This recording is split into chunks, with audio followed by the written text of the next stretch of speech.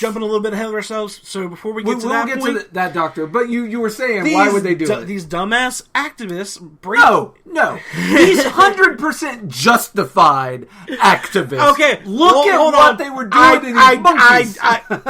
Let me finish my wording before you jump down my throat like the monkey did.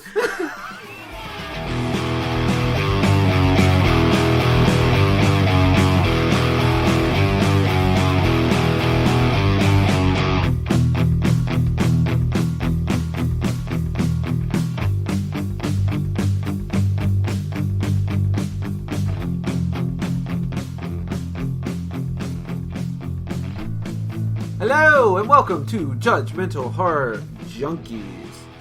I'm your host, Reno Dino Valentino, head doctor of the Asylum for the Insane, and with me, as always, is my illuminescent co-host, Goreship, the ship that sails the river Styx. Yes, back in the saddle again. The Maker powers have reunited for gore and horror. The macho ship. Oh, yeah. Yes. No, cup of coffee in the asylum. Oh, yeah. No, it's nice to be back at it. Of course, our monthly rendezvous for a horror discussion and all things like. I know. This one was a good one this time. I miss it. Well, we always have a good time, but this one, it was an older one that I haven't watched in a very long time.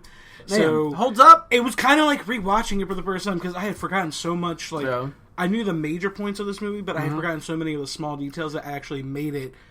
Why it's still one of the most revered zombie movies to this day, and we are going to be talking about... what are we talking about? 28 Days Later. Written by Alex Garland, directed by Danny Boyle, released in 2002. Oof, really dating ourselves. It is. I have no problem dating myself. I am an old man, and I mention it at every opportunity. But I picked this because... we had not yet really touched down on the zombie franchise yet, and I decided if we were going to do it, I wanted to do it with my favorite zombie movie, which is 28 Days Later, for 1,000 reasons. Let me quickly give just a quick rundown of the zombie genre before we hop into this movie particularly. And the reason I want to do that is, number one, because every time we jump into a new genre, we like to give a little history. Brief history rundown. Yeah, but I also want to do it because Danny Boyle specifically said that he was going out of his way to take the... how did he write it? He said, we want to appeal to and subvert the genre at the same time. So he wanted to make you feel safe and comfortable in the zombie genre and then start throwing curveballs at you. Which I do believe he succeeded in. Yeah, in spades. But what is mostly recognized as the first ever zombie movie came out in 1932 called White Zombie. And yes, the band is named after it. It's all good bands are. They're named after movies or books or playwrights or, something of that nature, or serial killers. But I digress. Mm-hmm. This movie definitely appealed to a larger audience more. It was like the Blair Witch Project. It just blew up. It was in the early 2000s. It really did. British horror movie, and that was still new that a foreign cinema film was able to capture such a large international audience like that. Yeah. And you can definitely tell with the quality when you watch the movie back today. You can see the different... I don't know if you noticed it, but when I watched it, the film style was very early 2000s. It has a niche look to it. A very... yeah, maybe it's just me. They even do a freeze frame when the car wrecks. Yeah. And I was like, whoa, I forgot freeze frames even existed. That was something that felt very late 90s, early 2000s, right? Okay, so it's not just me. It's not just me. Absolutely. And it blew my mind. But... they also filmed it like a soap opera at times. Like, the way that they did the lighting in the movie felt very soap opera. Well, another thing Danny Boyle said that in a way he wanted to usurp the horror genre, not just zombie genre, is he was like, I want to have characters that you actually give a fuck about, because in 99% of horror movies, those are just bags of meat for the monster to kill. So he tried to do The Walking Dead before The Walking Dead was The Walking Dead. Yeah, he was Walking Dead before Dead was walking. Yes, absolutely. But he took the leaps and bounds so Walking Dead could run. Mm-hmm. Yeah, that's what I'm hearing. But interestingly enough, he did not do this in a vacuum, Because zombie movies tend to, every 30 or 40 years, have a renaissance. They'll be dormant for a while, and then they'll pop up, and then they'll go back. And the first pop-up after White Zombie was the original Night of the Living Dead. Yeah. Which also had characters that were really interesting, and that you actually cared about. One of the first horror movies to have a black man in a prominent role. So, breaking ground all over the place. Zombie movies, they don't get enough credit for that.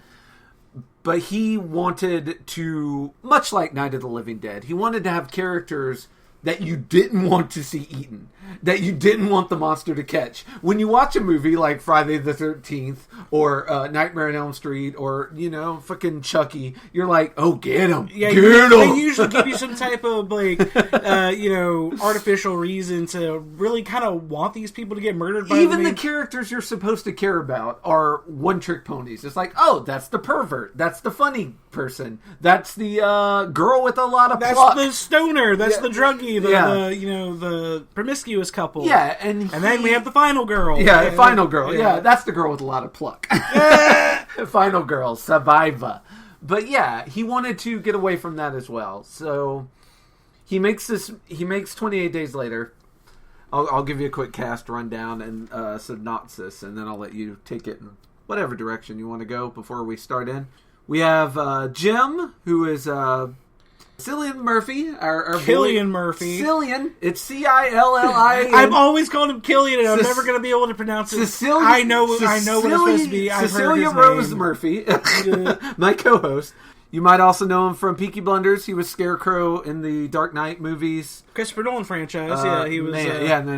Specifically that. So good. Yeah, he is a person who everything he's in, I'm a fan of. Like, he is another actor. I really enjoyed him. Can do no harm for in me. Inception. I mean, he joined the Christopher Nolan universe, so he got cast in a lot of Christopher Nolan pieces after doing Batman.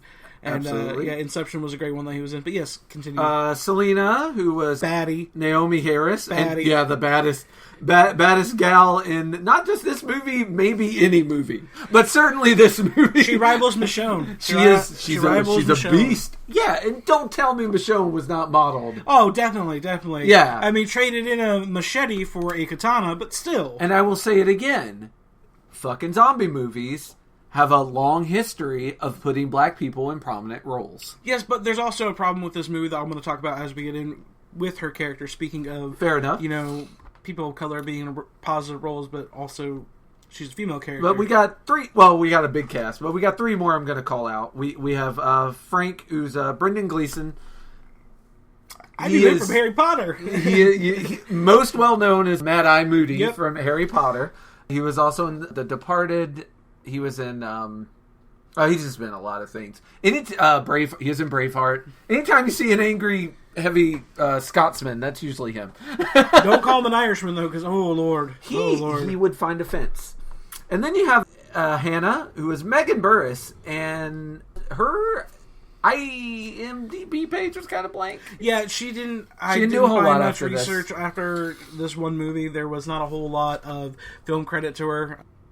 This is pretty much the only thing she really did. Yeah. Which is sad, because, once again, whenever I find a good child actor, they're so rare in America. Apparently, they grow them on trees in England. But, man, she was good. Yeah, when she was playing the drugged-up person at the end, when she was high, I was crying. I was laughing.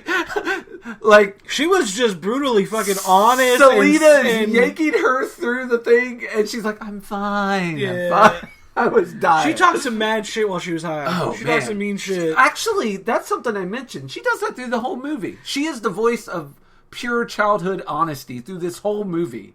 Even though she's 15 or 16. But she steps up and becomes a real hero. Our final cast member, don't forget. No, he is my number 5, is Major Henry West. Also known as the Ninth Doctor, Mr. Eccleston Christopher Eccleston. Mr. Christopher Eccleston. You might know him as Destro on the G.I. Joe movies.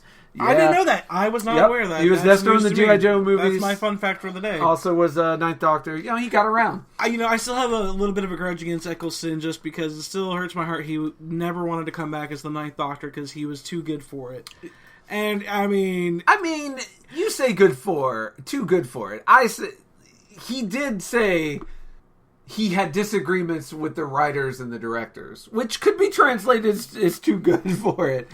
But you have to recall, in his first episode, he was fighting mannequins. And I will say this. Hey, every good doctor has to start somewhere, okay? The first 5... You start from the bottom and then you get to the top. When I was forced to watch Doctor Who, I watched the first 3 or 4 episodes. I think it was after the 3rd episode, I was like, I cannot watch this anymore. This is the worst show I think I've ever seen in my life. Which is fair. And then I watched... Not everything's lands. The first episode with the Daleks.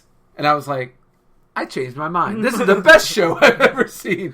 But man, if I was him, after filming those first 3 episodes, I probably would have a little something to say to the writers and directors. It's fine. Myself. We wound up getting David Tennant, which was probably one of the greatest doctors to ever be the Doctor. Yes.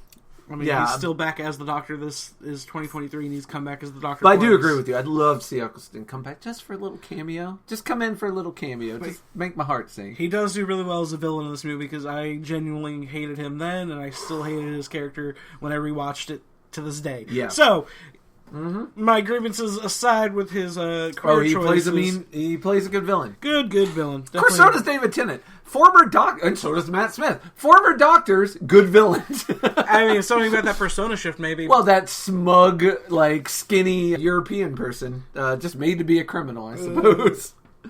But yeah, that's all I wanted to say. The synopsis is, I did not copy a synopsis from anywhere. Yeah, every synopsis because it really seems very... sucked. Yeah, I was just like... It either gave away everything about the movie, or it was just like a very bland description. Like this, I did copy and paste the IMDb one, because it was just like, for the sakes of shits and giggles, just says, 4 weeks after a mysterious, incurable virus spreads throughout the UK, a handful of survivors try to find sanctuary. That's really all it gave us. Yeah, I was just going to say an angry monkey breaks out of a cage, and 28 days later a guy wakes up. I have some thoughts on that opening scene sequence, and they're not kind. They are not fucking kind. So yeah, with that shitty synopsis introduced, all our cast of characters introduced. Yep. That we will go back and rename as they appear throughout the film. I do personally want to interject, because I was reminded about this movie. There is some sensitive subject throughout this film near the end that involves implication of sexual abuse to come. Yes. There's some uncomfortable scenes with the army soldiers that we'll discuss, but in case you're listening and that is something that you'll find unsettling, we'll see you next month. Yes, we'll see you at a later time. Yes, please. Or skip forward to the end of this segment to find our newest segment, or we'll discuss our short film. Also true, yes. And in the show notes for next episode. All right. Man. Oh, I'm so... Okay, so if you want to start out by bad-mouthing the opening... Because my first line is, in my notes, the movie opens on them clockwork oranging a monkey. For science! Yes, essentially, I was like, this horrifying shot of a poor monkey being strapped down and forced to watch what looks like documentary footage of, Vietnam, World War II, apparently human genocide, a lot of that was filmed for the movie. A lot of it was not, old TV footage. So they actually filmed... Interesting. A lot of those scenes they actually filmed just for the monkey, I guess.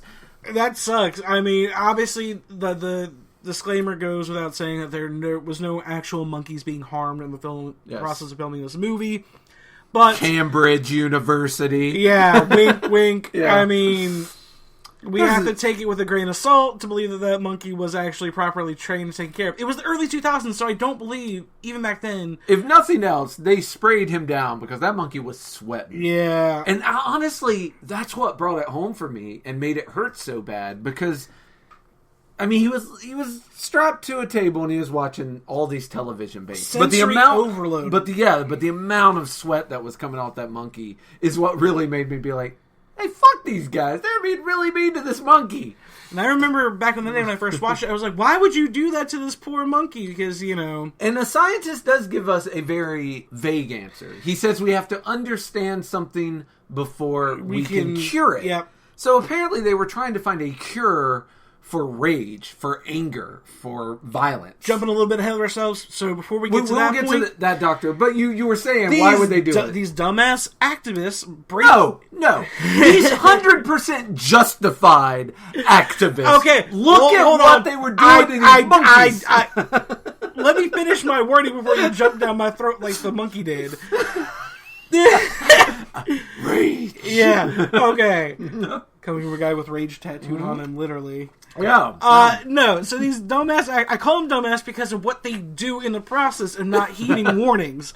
Justified in breaking in and trying to get, the animals sanctuary and taken care of. That's fine. That is... You were right. People are in the right place there. Mm-hmm. But what happens next, it completely undoes everything in the world. Yeah, so we have a group of animal activists. They break in. They've got their ski mask on. There's several... there's a couple that have already been dissected on the table. Yeah, that was kind of hard to see. There's 8 in these ridiculously small cages. They kind of look like the Tetris block you're always waiting on. They're like long tubes with like a pop-up at the end. And they just have saliva all over their faces. Oh. Like they're just drooling everywhere. They're rabid. Yeah. You can clearly see You can tell these monkeys have been horribly mistreated. And they come across the one on the table, and they all kind of take off their mask and start looking at each other like, what were they doing in here? Taking lots of photos for evidence and stuff. And then finally, there's a doctor sitting there watching this with coffee in his hand. Dude was working late, because I will give them credit. They obviously came in when they thought the place was going to be empty. And the lights were all out. What was he doing in the dark with no lights except for one light on? I guess it's kind of... You always see the scenario. And it wasn't even the operating table that had the light on. Yeah, it was like a little desk. Yeah. Maybe it was just finalizing some notes or something. You always see the I don't give a fuck about saving the government electric bill. I don't care. I don't care. Know, you're not picking it up. Uncle Sam's footing that bill. You could actually, we're the American citizen or British. Yeah, but if I'm working for them, I don't give a fuck. If I'm working for them, I don't give a fuck. Maybe that's just my bill inside coming out. It's always the scenario though where you have the huge science lab and then you have the one little light and the guy working late. And everything's dark all around him. Because it's a horror movie. Well, and then he tries to raise the alarm, and he calls, and he's like, we have an intruder alert. They break the phone, drag him back over, and they're like, what have you done to these poor animals? Yeah. It's like, we're going to free them. Like, wait, no, you want to do that? They have been infected. He says, I know who you are, and I know why you're here, and I know what you're going to do. Don't. Yes. They have been infected. And then... What have they been infected with, huh? He's like, rage. And I'm like... And I could understand you being like, this motherfucker's just saying random crazy shit to try and stop us from saving these monkeys. But he wasn't. Let's take a sidebar real quick and discuss the idea of the zombie virus and this being just pure rage that's been harnessed. This is the beginning of that subverting the genre. You got your fast zombies. You also have... a complete scientific 180 on the head. Mm-hmm. You also have your quick change. A lot of the zombie movies in the past, you get bit... And you would slowly turn. You have time. You've got 20 seconds. 10 tops. to 20 seconds tops. Yeah. So, again, we've already got our director, Danny Boyle. He's already subverting the genre. What you expect's going to happen.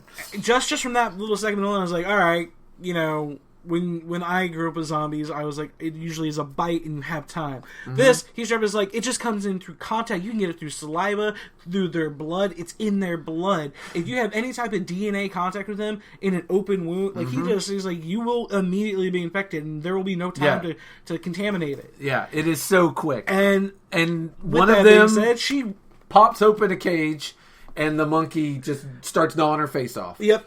And dude immediately grabs a stool and is like, we have to kill her. Yeah. He's like gonna pound her brains in. And of course her friend stops him. The one guy tries to get the monkey off. The monkey turns on him and fucking breaks his face and rips his throat open. And then right as soon as he's attacking that guy, the girl comes back up and she's infected.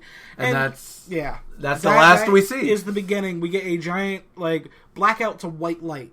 Well, blackout 28 days later appears in the bottom right-hand corner. Yeah. We have our movie title. Very small opening title credit. No credits. No directed bys, no written by. Well, technically, that is an opening title credit. That's a title. Well, I'm sorry. The title placement being in the bottom corner, it's like, where a footnote would be. And we get no people. We get no cast, and we get no directors. Not till the end of the movie. Yeah, which I'm I'm love. That was one of those experimental cinema tropes of the early 2000s. I saw a lot of foreign cinema films that my parents would watch, where a lot of this is British. Like, the credits would either start not till almost 10 minutes into the movie, and you're like, oh, that first 10 minutes was just your opening sequence. You're like, wait, what? Or the credits wouldn't roll until the very last end of the movie when the final scene was shot and it goes to black. Yeah.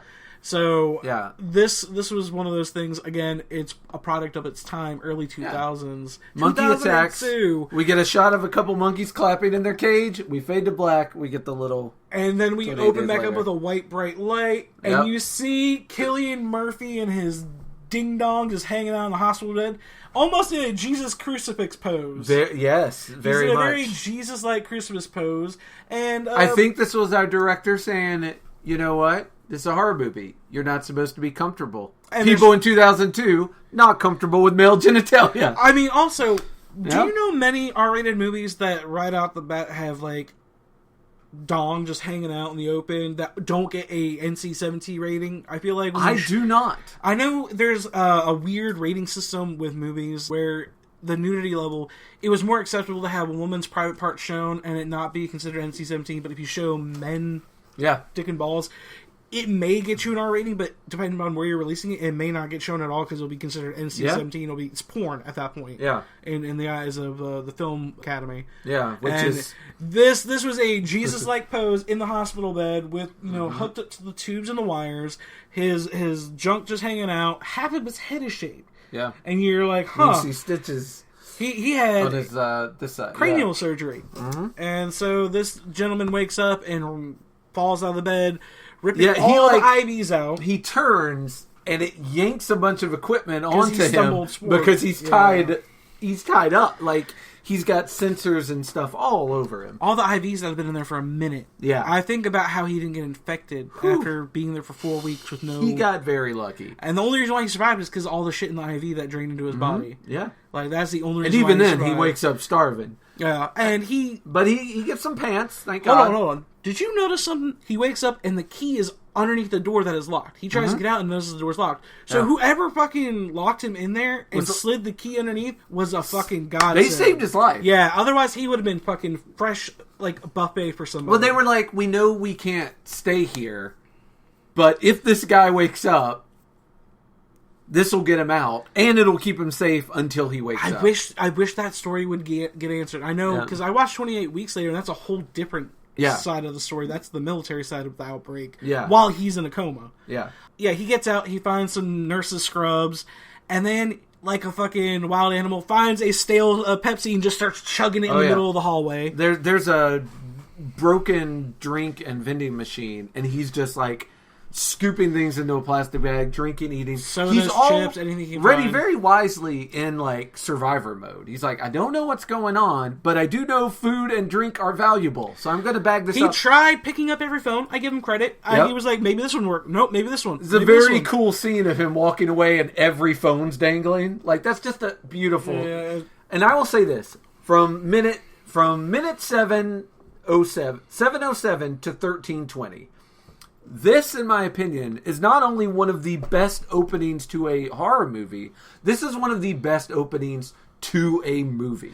It is a work of art. It almost feels like, is he awake? Is this a dream? Yeah, it's got a dreamlike sense. You've got Abandoned City, which I'm always here for. The quiet ambiance. The way the music just slowly builds. I don't know who wrote that. I meant to look up who did the music for this, but that build up... I did see it on IMDb, but I didn't write it down. The build-up is amazing. It starts out so quiet. It's almost in the background. You don't even notice it, but it just keeps building. As he gets more and more panicked, as his hellos get more and more desperate, as he slowly figures out, oh shit, when he sees the paper and it says... evacuation. He's very lucky he made it that far, because one of my first comments after he was walking down the street was, man, he has made it an awfully long time and a very far distance from that hospital down into London near Big Ben without meeting any zombies, and he's periodically yelling out hello. Well, they seem so he got very lucky on that point. They seem to run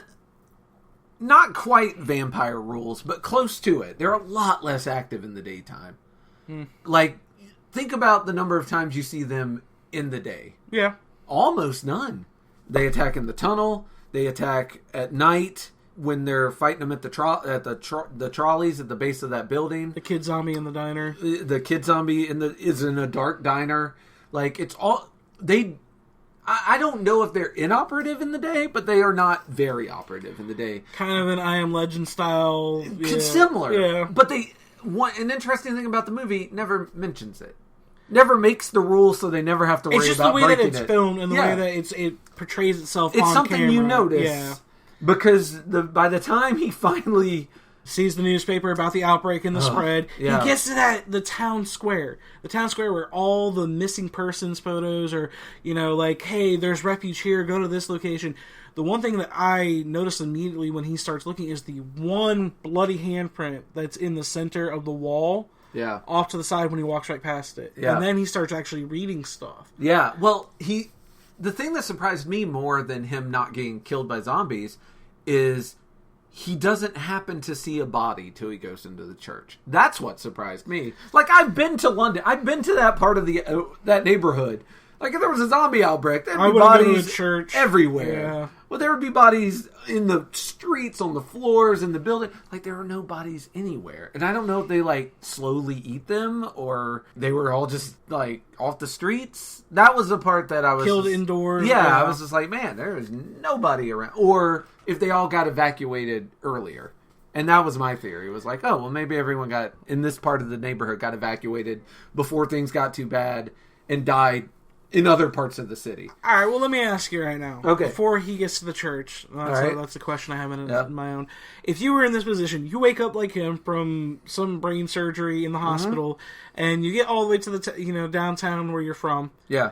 And you see nobody in the streets. You can just see all these bloody handprints and quietness. What would you think, before actually reading the wall and knowing the truth, what would you think happened? If you woke up in this position where nobody was anywhere. I am not sure I would be able to get away from the idea that I was dreaming. Yeah, yeah. He even says when he gets rescued, he's like, no, this is some kind of nightmare. Yeah.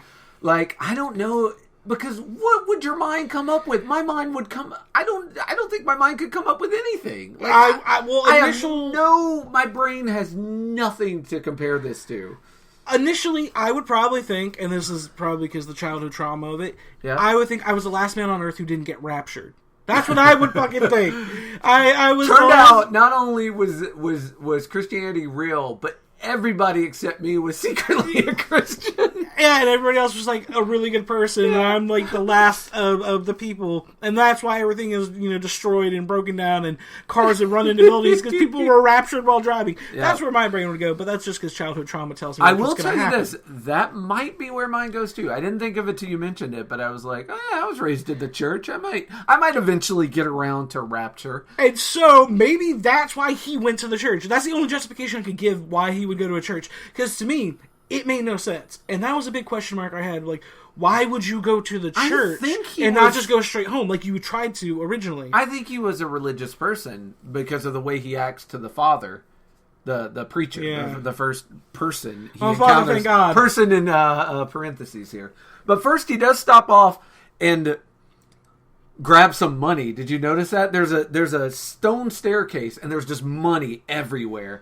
And I like the scene because he starts grabbing it. It doesn't mean anything. Yeah, and then he kind of stops because he's like, who am I going to exchange this with for goods and services? I am alone here. Yeah, no, that's where my brain immediately goes. And then it shoots up to a cool view from, like, there's an angel statue and you're watching him down on the street. Oh, it was just a very artistic shot right after he decides money has no value. Those very wide panoramic cinema shots that still show a character in the large portrait of it. Yeah, that was very well done, very artsy. Really adds to the isolation feeling that he has. Watching this one thing move in a city where everyone should be moving. Yeah, you feel alone like he does. Yeah. Like, you're like, oh God, I've almost had like a dream like that where I was literally just walking in the middle of... busy. You did. We talked about it last month. Yeah, it was creepy. I know. It's just funny that, like, horror knows about these things. You dream, not you specifically, but you and the general dream about. People have a universal shared dream. Well, a fear of being alone is a very real fear. Just like we've all had a dream where someone's touched, like arm has grabbed us from underneath the bed or something like that, or sleep paralysis. We've all been there. Yeah. And then he finds the wall of missing, and that's just, you get a lot of very quick snapshots of what people have gone through while the 28 days he's been and unconscious. there are certain posts that says, hey, come here, we are accepting refugees, or, like, has anyone seen this person? Hey, John, if you're still out there, meet us at 352 Maple Avenue or whatever. And so he goes to the church, I guess, to just pray or whatever, and sees all the dead bodies inside the church. Yeah. That was pretty crazy. I forgot about that scene. That scene is the so cathedral full of just corpses in pews. But the best part... Hello? And 2 heads pop up. And the look on their face. No, it's actually 3. There was 2 people that were still alive in the way back pews, and then the father who was in the middle. Like the priest. Well, no, the father's locked upstairs because he lets him out. Because he's like up in the... No, he ran up the stairs. Oh, did he? Yeah. Because he started on the bottom and was looking at him, and then he ran up the stairs. That little corridor to get to him. Oh, I completely missed that. Because I heard him pounding on the door and then bust the door open. I didn't realize. I thought he was in a little office. But no, he ran up the stairs to that door to break through. Okay. Yeah, and man, he was super quick and super fucking strong. strong. I have to say this might be where I got killed. Yeah, shit your pants and just fucking... Well, no, because he's staggering towards him, and he's like moving like an injured person. Oh. And I kind of imagine a scene where, like, if someone had just been shot and they're like walking towards you, they would walk almost the way this guy was walking. Okay, and they would fall into your arms, and you'd get them, and you'd kind of lay them down to be like, okay, I'm going to go call the doc. I don't know if I would have swung a bag of canned sodas on his face like he did. See, this guy, Jim's a survivor. Yes. I am not a survivor. You see it so many times when he takes the food stuff, when he takes the money, when he but this is the first time you really see it. Because Jim, I think he is a religious man, because he's like, Father, are you okay, Father? And then, Father, please don't. And just fucking sweet. And as soon as he hits him, he's like, oh, I shouldn't have done that. He's like, what's going through his head? I'm going to hell. I'm going to hell. Yes, you're right. Very much a religious man's guilt. Beat a preacher to death with canned sodas. I am definitely going to hell. But see, all right, this is where you and I divert past here, because you're right, you probably would die. Me, most likely. You saw an injured person stumbling towards you. When I saw that, I've seen crackheads, and that's how a crackhead stumbles. And I don't have the initial thought. I was like, here, let me catch this crackhead. Mine is like, oh, he's probably got a knife. Yeah. Or, I should probably turn the other way. That's where we divert, because as soon as I would have been a survivor. As soon as I saw him running up the stairs, I'm out that room. Yeah. I was like, if this man is running towards me and not saying, hello, wait there, not talking to me, I've got no reason to fucking stay there. That's fair. And he was not talking. He's just... Oh, we forgot to mention, as he's going up the stairs, somebody has graffitied the wall. The end is extremely fucking nigh. And this movie has so many quotables.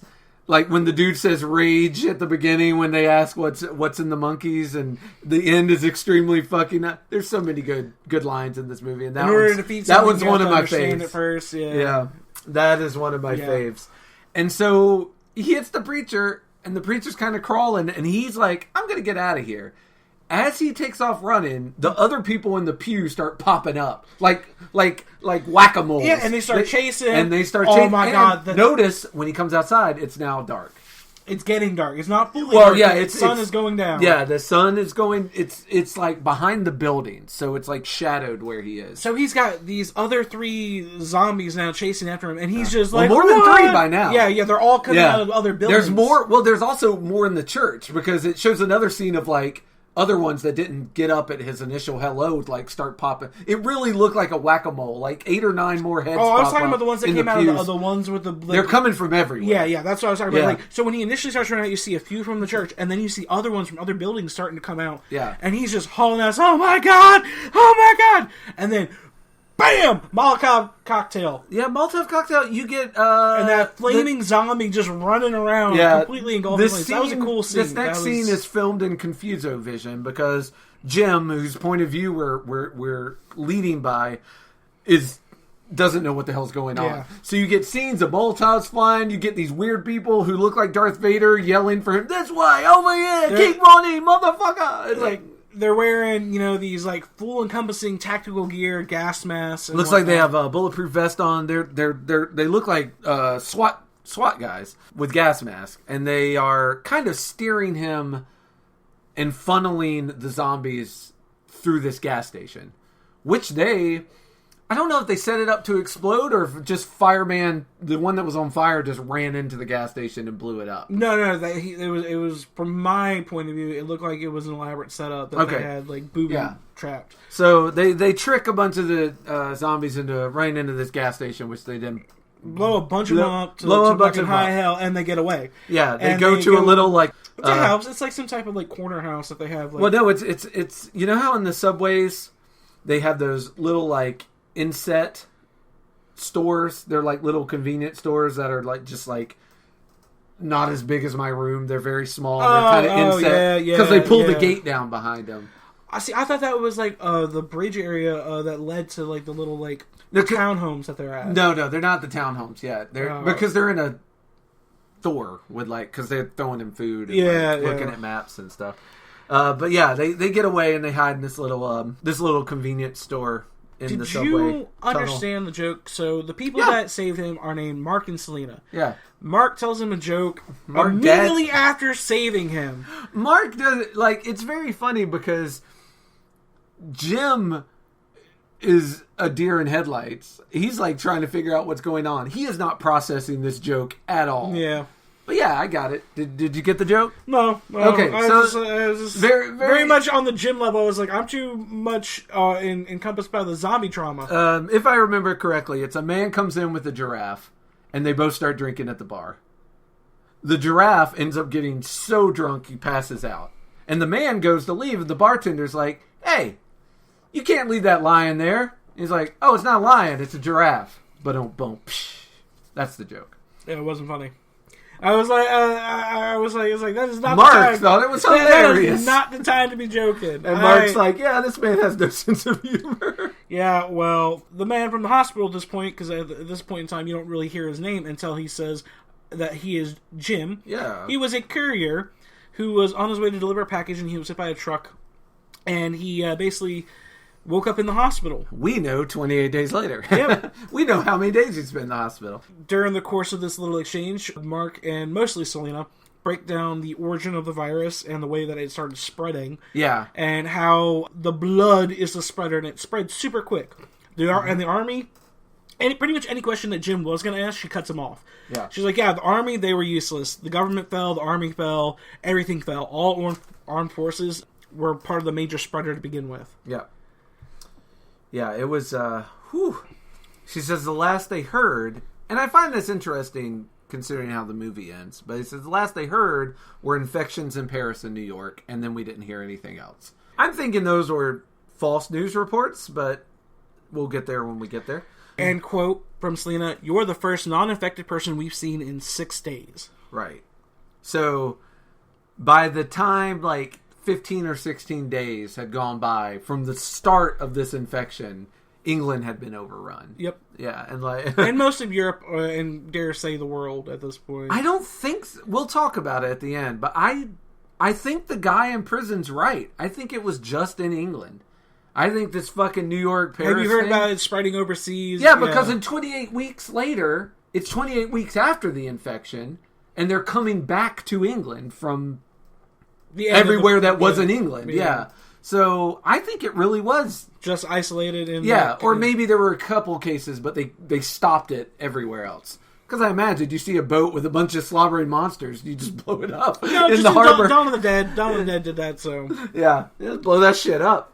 But yeah, Jim at this point is wondering where his parents are, and Selena and Mark are almost certainly dead. He has a sister too. Yes, he mentions. They're almost certainly dead. Ours are dead. Oh, she straight up was like, dude, don't even waste your time. Your family's dead.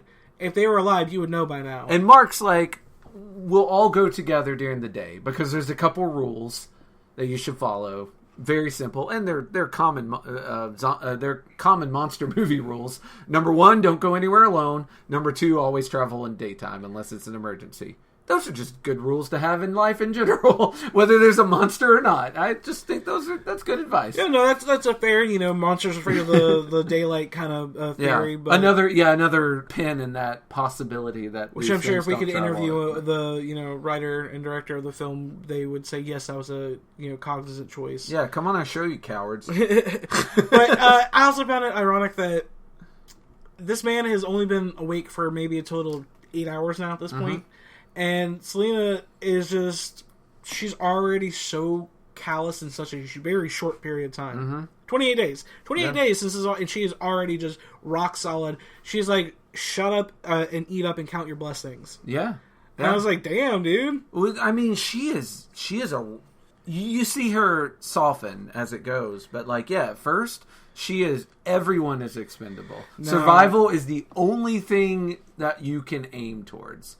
And Mark's a man with plans. He's like, I got lots of ideas on how we can make this better. We can fix this situation. And Mark's also, I will say this about Selena, both of them softened a little when they heard his situation. Yeah. Because at first you're like, who is this moron yelling hello running down the street?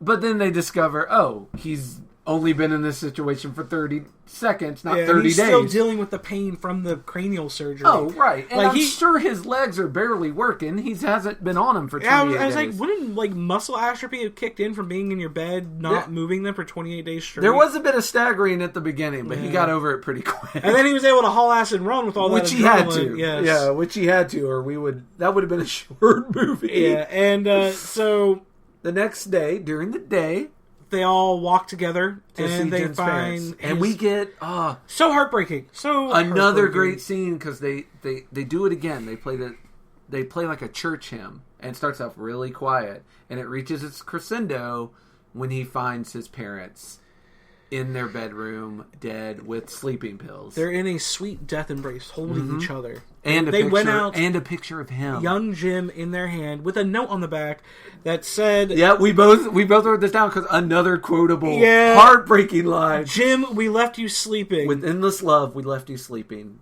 Now we're sleeping with you.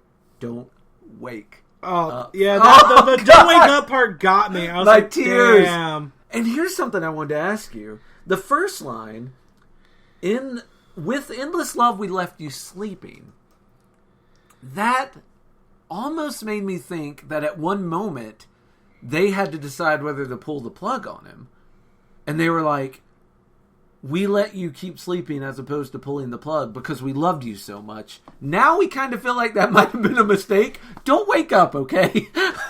Now, I might be reading too much into that line, but it kind of sounded like I think we left you sleeping means that they could have pulled the plug or they could have did what they did. So I interpret it as the answer to my own question. Okay. So I think what happened is that he was in a coma after the cranial surgery and his parents were there, looking after him. I think the zombie outbreak was getting out of hand and his mom and dad were the ones that left him in that room, locked the door. Oh, you think they're the ones that threw the keys? And they ran home. And I think along the way they lost his sister because he didn't find his sister's body. No. He just found his mom and dad. Yeah. So I think... Yeah, I didn't. This is the first I even remembered of this. Yeah, exactly. That was something I was like, I don't remember the sister thing. Are you sure there was a sister? He mentioned because her. they only have a picture of him. Thank God she's not alive. Because if she had found him... He mentioned a sister. I know that much. It would have been very funny if she had found him and been like... You dicks. A picture of him and not me? You dicks. fuckers. Well, unless she was already dead. And maybe that's why. Maybe they didn't have a picture of her. And they're like, maybe he'll wake up in the middle of this crazy shit. Whew, yeah, that was heartbreaking. And to keep it going, Mark and Selena are trying to comfort him the best they can, but Jim tells him a story about his dad. He tells the story of Paddington Square, which is basically him and his family decided to go there to try and get out on a plane or a bus or something. So did everybody else in London. Someone there got infected. It ended up being people trampling over bodies. And he had to climb up bodies to get on top of... I think he said he got on a bus. But he got up high. And he's looking down and he sees his father for just an instance. Just a speck. And he's like, oh, I couldn't recognize him. He looks so different. And we get another one of our great lines He says, looking down, you couldn't tell which were infected and which weren't. Because the chaos of that situation made them all insane. It makes me ask, how close are we to rage zombies? Are we all just one toilet paper shortage away from becoming rage zombies? Because this movie, I think, really presses on that button a lot. Well, the uptake in, because later on the Major's going to say the same fucking thing. Yeah. About not being able to tell the humans from the infected. I mean, we're looking at news articles lately. You know, there's been an uptick in, road rage incidents that lead to murder, or just human rage incidents that lead to nonsense violence that cause a death.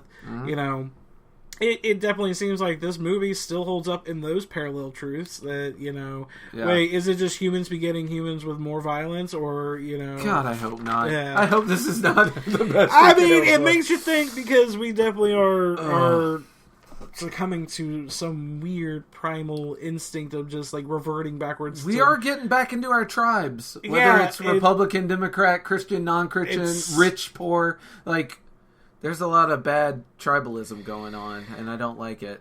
And, anyway, so now Jim's like, oh, we got guest bedrooms, you guys sleep there. So he's like, no, we need to all sleep together, it's safer that way. Yeah. And Jim can't sleep because, God, how could you? You were just in a coma for 28 days. Well, you were in a coma for 28 days. You have all this adrenaline, just found your parents' day. I would say Jim's probably got some shit on his mind. So he lights a candle, and he's sitting in the kitchen. And they do sort of a found footage. No, it's like a home flashback. It's like he's watching home movies. It was very clever of him drinking, and it was just nothing happened in that scene. It was just him with his parents. I think the milk's gone bad. He drinks some orange juice, and his dad's like, "Got any more?" He's like, "None left." And his mom laughs and pulls another one out of the. It might as well have been a grocery store commercial. It was so corny, but it was. It showed the kind of life he had before. And jump scare. Yes, because something saw the candle that he had lit. Oh, I knew as soon as he lit the candle, I was like, you fucked up, bro. Here's the thing. Selena warns him about everything so much. That. I wish she had mentioned the no fires at night. Because I liked Mark, and we're not going to have him for much longer. So he gets ambushed by two at a time. One comes in through the skylight while one comes in through the patio door. And they both shatter the windows. He doesn't get bit. He just gets cut up by glass. Correct. And he calls for Mark first, which I'm like, call for Selena first. Yeah. Well, I'm like, yeah, you call for Selena first. She's better at handling this shit. But he called for Mark first because Mark's the one he had formed kind of a bond with because Mark had been nicer to him. Yeah, and Mark tackles one off and starts fighting that motherfucker off. Selena comes in to fight the other one. Yeah, and they end up taking out the zombies. And happily ever after is what I wrote next. Lies! It's all lies! Mark gets bit on his arm, and as soon as Selena sees it, she doesn't hesitate at all. She grabs her machete, and she hacks his arm off, and repeatedly starts hacking until she hacks him to death. And Mark, right before, is like, no, I'm okay. And nothing he says. Not that he got a lot of time to say a lot, but nothing he said stayed her hand. He just said, wait, and she showed her mettle, and she showed her ruthlessness right there.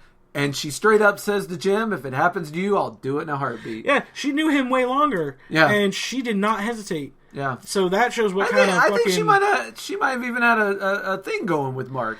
Because she straight up says to Jim, like, hey, do you want us to fall in love and fuck? And I'm like, is that what happened with you and Mark? It's weird you brought that up. Yeah. But yeah, it mattered not. She chopped him to bits like that. I would assume if you're at the end of the world, you want to try and find a person that's going to be your person through the rest of the end of the world. I mean, also, it's a cliche, but it's cliche for a reason. You survive a high adrenaline situation with someone who you are at all sexually attracted to, I give it good 50-50 odds something's going to happen there.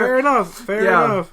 Then we go to our Merry Christmas scene. We have a cell tower. Merry Christmas. We've seen Selena thus far be the baddest bitch in the film. Yeah.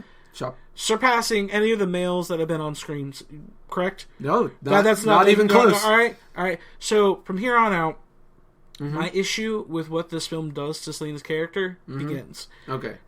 I personally feel, I could be wrong, maybe I interpreted the film wrong, and it's just the way I looked at it through this lens after all these years.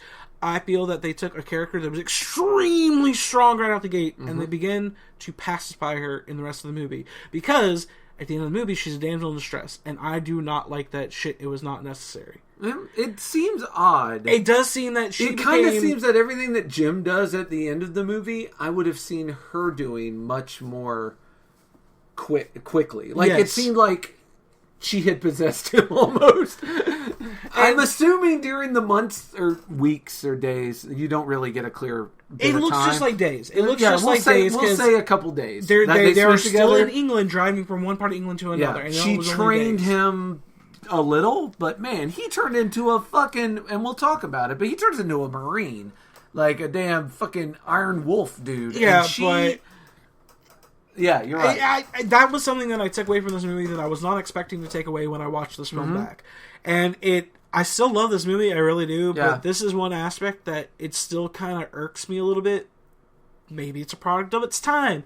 And the director thought, what can we do with a strong female character than to basically pacify her and make her have to be a help me person? Well, there is also... I mean, I know they needed to give Jim, who is technically the main character of the story, well, there's no reason Jim had to be the main character. I know. Yeah, but once he met Selena...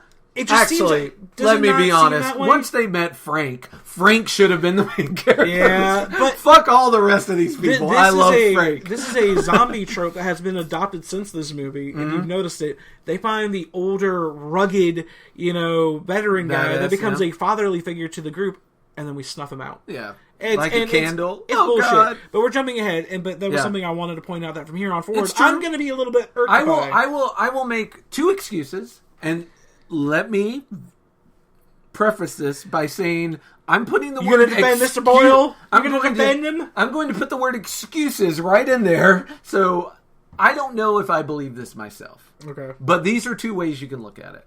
First, there is a family dynamic formed once the four of them get together. There is a kind of a...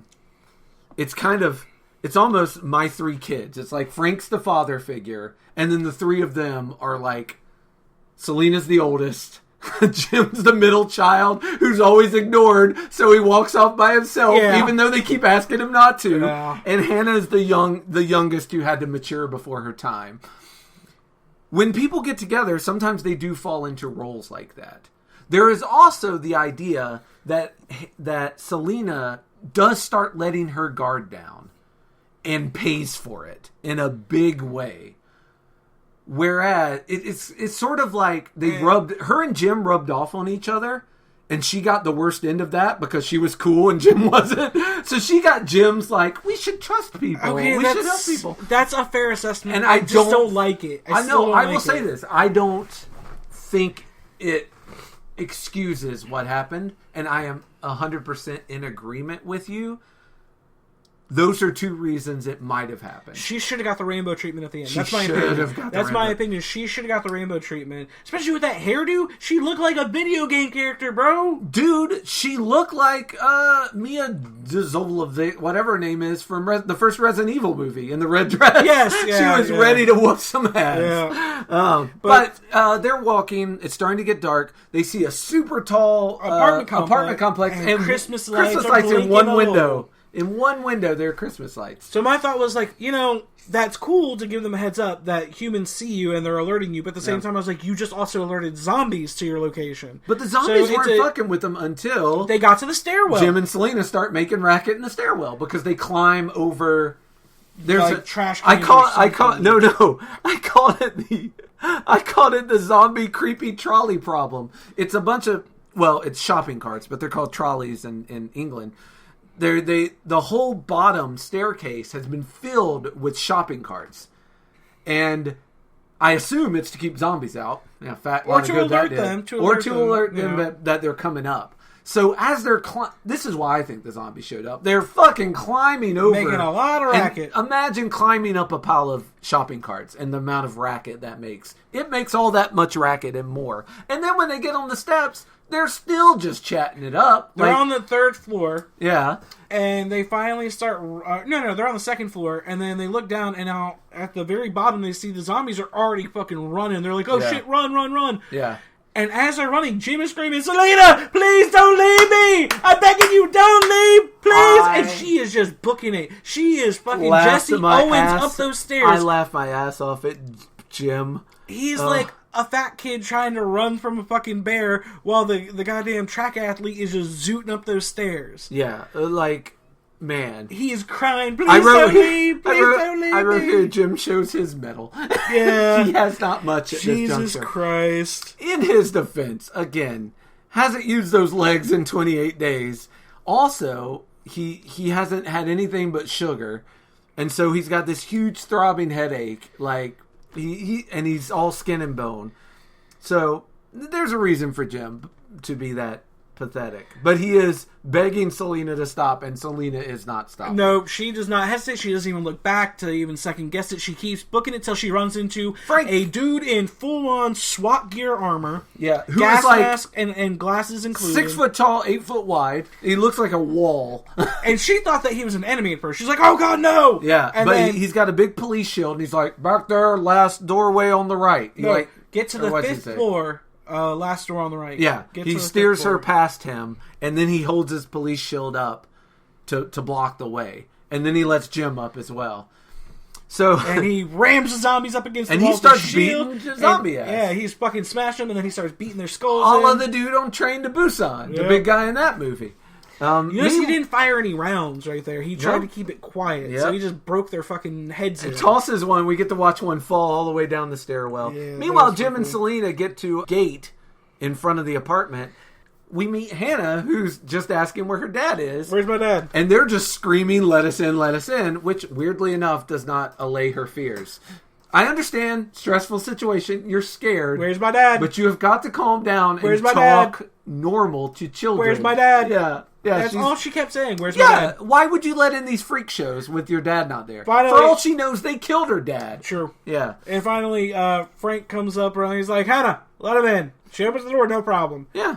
They go inside, and it's kind of a weird ambiance setting where it's a Christmas time thing, and there's this like little lull of Christmas timey music in the background. Well, I said it's very unfortunate that the only Christmas lights you could find were the ones that play Christmas music while they're on. That's got to be annoying. And Frank and Hannah, who are just adorables, they are the cutest motherfuckers. She's a little emo and standoffish in the corner. Because obviously these two just yelled at her for 10 minutes. Yeah. But she's also very fucking dark. She's just like, you know, like she told it as it was. Yeah, they have a awkward dinner party.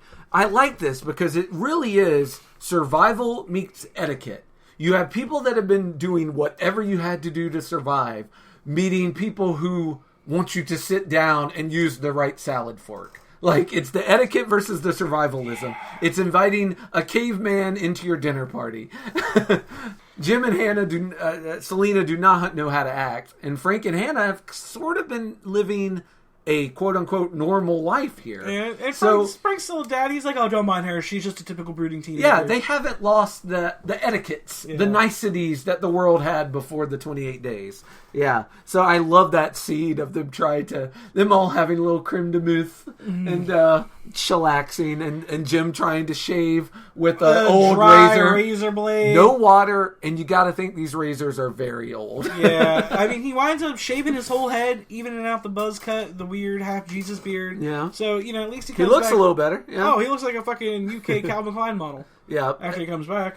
And Frank very cutely asked him if him and Selena are a couple, and he's like, no. And so they set up sleeping arrangements, and Jim goes to talk to Selena about their new friends, and it's really humanity versus morals versus survival, because Jim's like, we can't leave them here, and Selena's like, we can't take them with us. Yeah, we can't afford to take them with us. We can't afford to leave them. She warns him. She's like, we should just go ahead and leave here and not worry about them going forward. This is when JR wanted to hire Mick Foley, and Vince McMahon was like, I'm going to let you do this so you know what it's like to have your heart broken. For all you wrestling fans, you'll get that one. That fucking monster. Yeah, but I also like it that Frank and Hannah hear all this because the walls are thin. Yeah. And so Frank's like, you know what? Let me show you around so you trust this. He shows them how their entire living situation works. They go up to the roof and he's like, this is how I catch water to, feed us and flush the toilet, and toss the poop bucket out every fucking morning over the ledge. Yeah. And he's like, yeah, but the thing is, it's not rained here in fucking bloody England of all places in so the last mad. 10 days. He's so mad. And of course you would be. Rain over England in 10 days. The one problem you would have in England that you wouldn't have to worry about is like, well, at least there's going to be water. And he's like, we're going to need some water ASAP, so we need to get out of here with you guys. Yeah. We have to leave. He says, Selena the night before said, they need us more than we need them. And Frank's like, look, we do need you more than you need us. But I can't do it alone, because if something happens to me, Hannah's by herself. Yeah, I can't someone, have that. Yeah. And so he shows them the message on the hand crank radio. Right? He's like, we got a destination in mind. And also, Hannah drops the fucking wisdom. She's like, you do need us.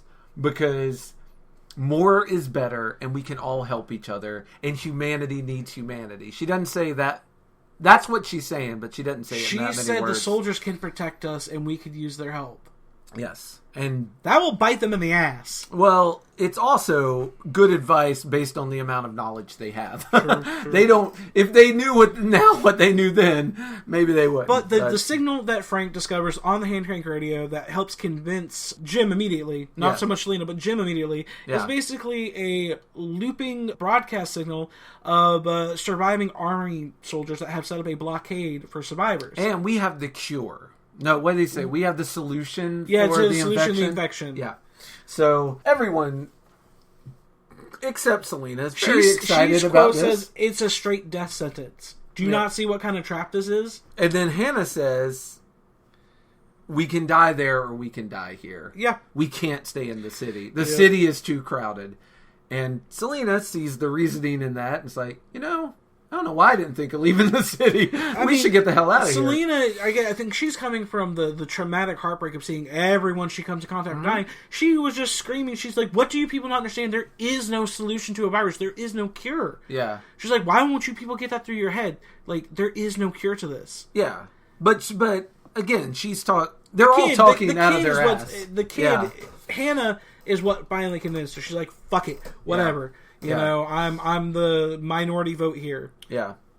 Because she didn't want to be alone either. Like, she talks a mean game, but nobody wants to be alone in this dark future. Like, no one wants to be alone in this situation. But we're convinced, and now we head out on our first road trip together as a mock family. In a very nice little cute taxi.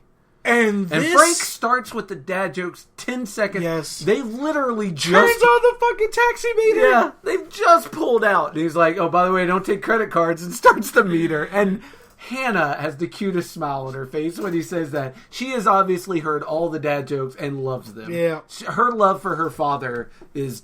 Man, that's something that kept me going through this movie. But you know what? Beautiful. It was immediately kind of squashed for me because... As soon as they get on the road, they're like, well, I guess the only way to get out of here is go through this tunnel. I'm like, tunnels are always a scary idea. Well, I'll tell you this. This is where Jim is, like, the smartest. He's like, let's take the long way around.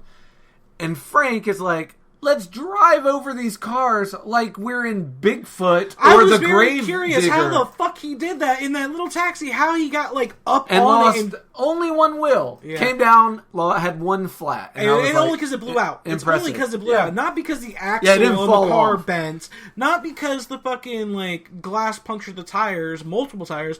But it's just because the impact blew out one tire. That's it. Yeah, but I'll say this. While they're going over this, you see in the car...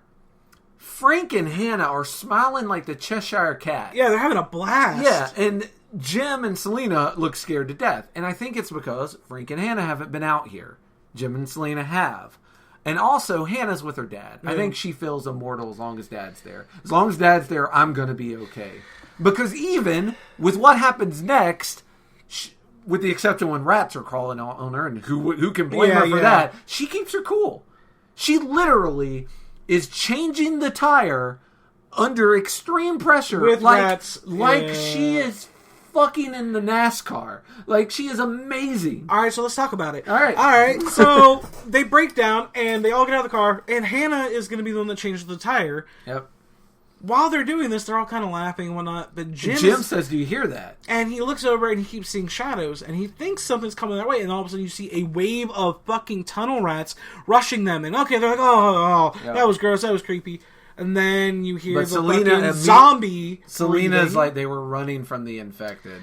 And that is terrifying. It was terrifying when I watched it back then, and it still gave me a little bit of anxiety when I rewatched it again. Because they're trying to change the tire and get the car moving, but not and only you're that, watching these shadows. The jack of the car isn't high enough. So what do? Frank and Jim have to fucking lift the car by their bare hands and hurry up and turn, and they just barely get the last lug nut on and jump in the car as they haul away. I say that Hannah gets the last lug nut on like a fucking MVP. She looks like she's a professional NASCAR driver. It was amazing, and they're all cheering and wooing because they're like, "Holy shit, we barely made it!" It was very cool. And then we get our nice happy-go-lucky shopping spree. Yeah, our uplifting scene. And you need one of these in a movie that's this dark and stressful. Everyone goes shopping, and it's fucking cute. And we get a shout out to the Terry's Toblerone Whack and Unwrapped Chocolate Orange, which I'm a huge fan of. Have you noticed that a lot of like post-apocalyptic survival or zombie movies always involve some type of scene that is like, oh man, we're in a fucking chain of it is a dream of retail every stores human. And we're just going to shop everywhere. It is a dream of every human on Earth who's not already a millionaire to just go into a store and just to be able to take whatever they want. So if you're going to do an apocalypse movie, you've got to have the shopping scene. You've got to, right? Yeah. And then Frank gets the good stuff. Yeah, Frank gets the like 4 or 5 bottles of that fucking really nice whiskey that he was gloating about. He's yelling at Jim. He's like, "Why are you getting garbage?" Like, and he starts going off. He's like, "This was made with this special cask, and it was fermented this long." And Jim just kind of slips away. Yeah, and seems like he'll set us up, right? Yeah, he's got this. But they stock the car up full of booze, liquor, and snacks, and first aid stuff. And they head out on the road trip, and we get a nice little pretty field of flower shot before we go into the next. Which I like because the flowers were out of focus. And it made it look like a painting. Yeah, I was like, nice. a very dreamscape feel to it. Like this whole thing feels like a fever dream, and I think that's the sense of weirdness you're supposed to get from the beginning of Jim walking into town. Like you're like, is this a dream? Is this real? Feels dreamy. And so we get to another stopping point of this. Stop, fill up the gas tank. Oh, no, not gas. It's petrol. Get it right, bud. Say your slang right. Petrol. My bad. We need petrol. The Brits need their petrol.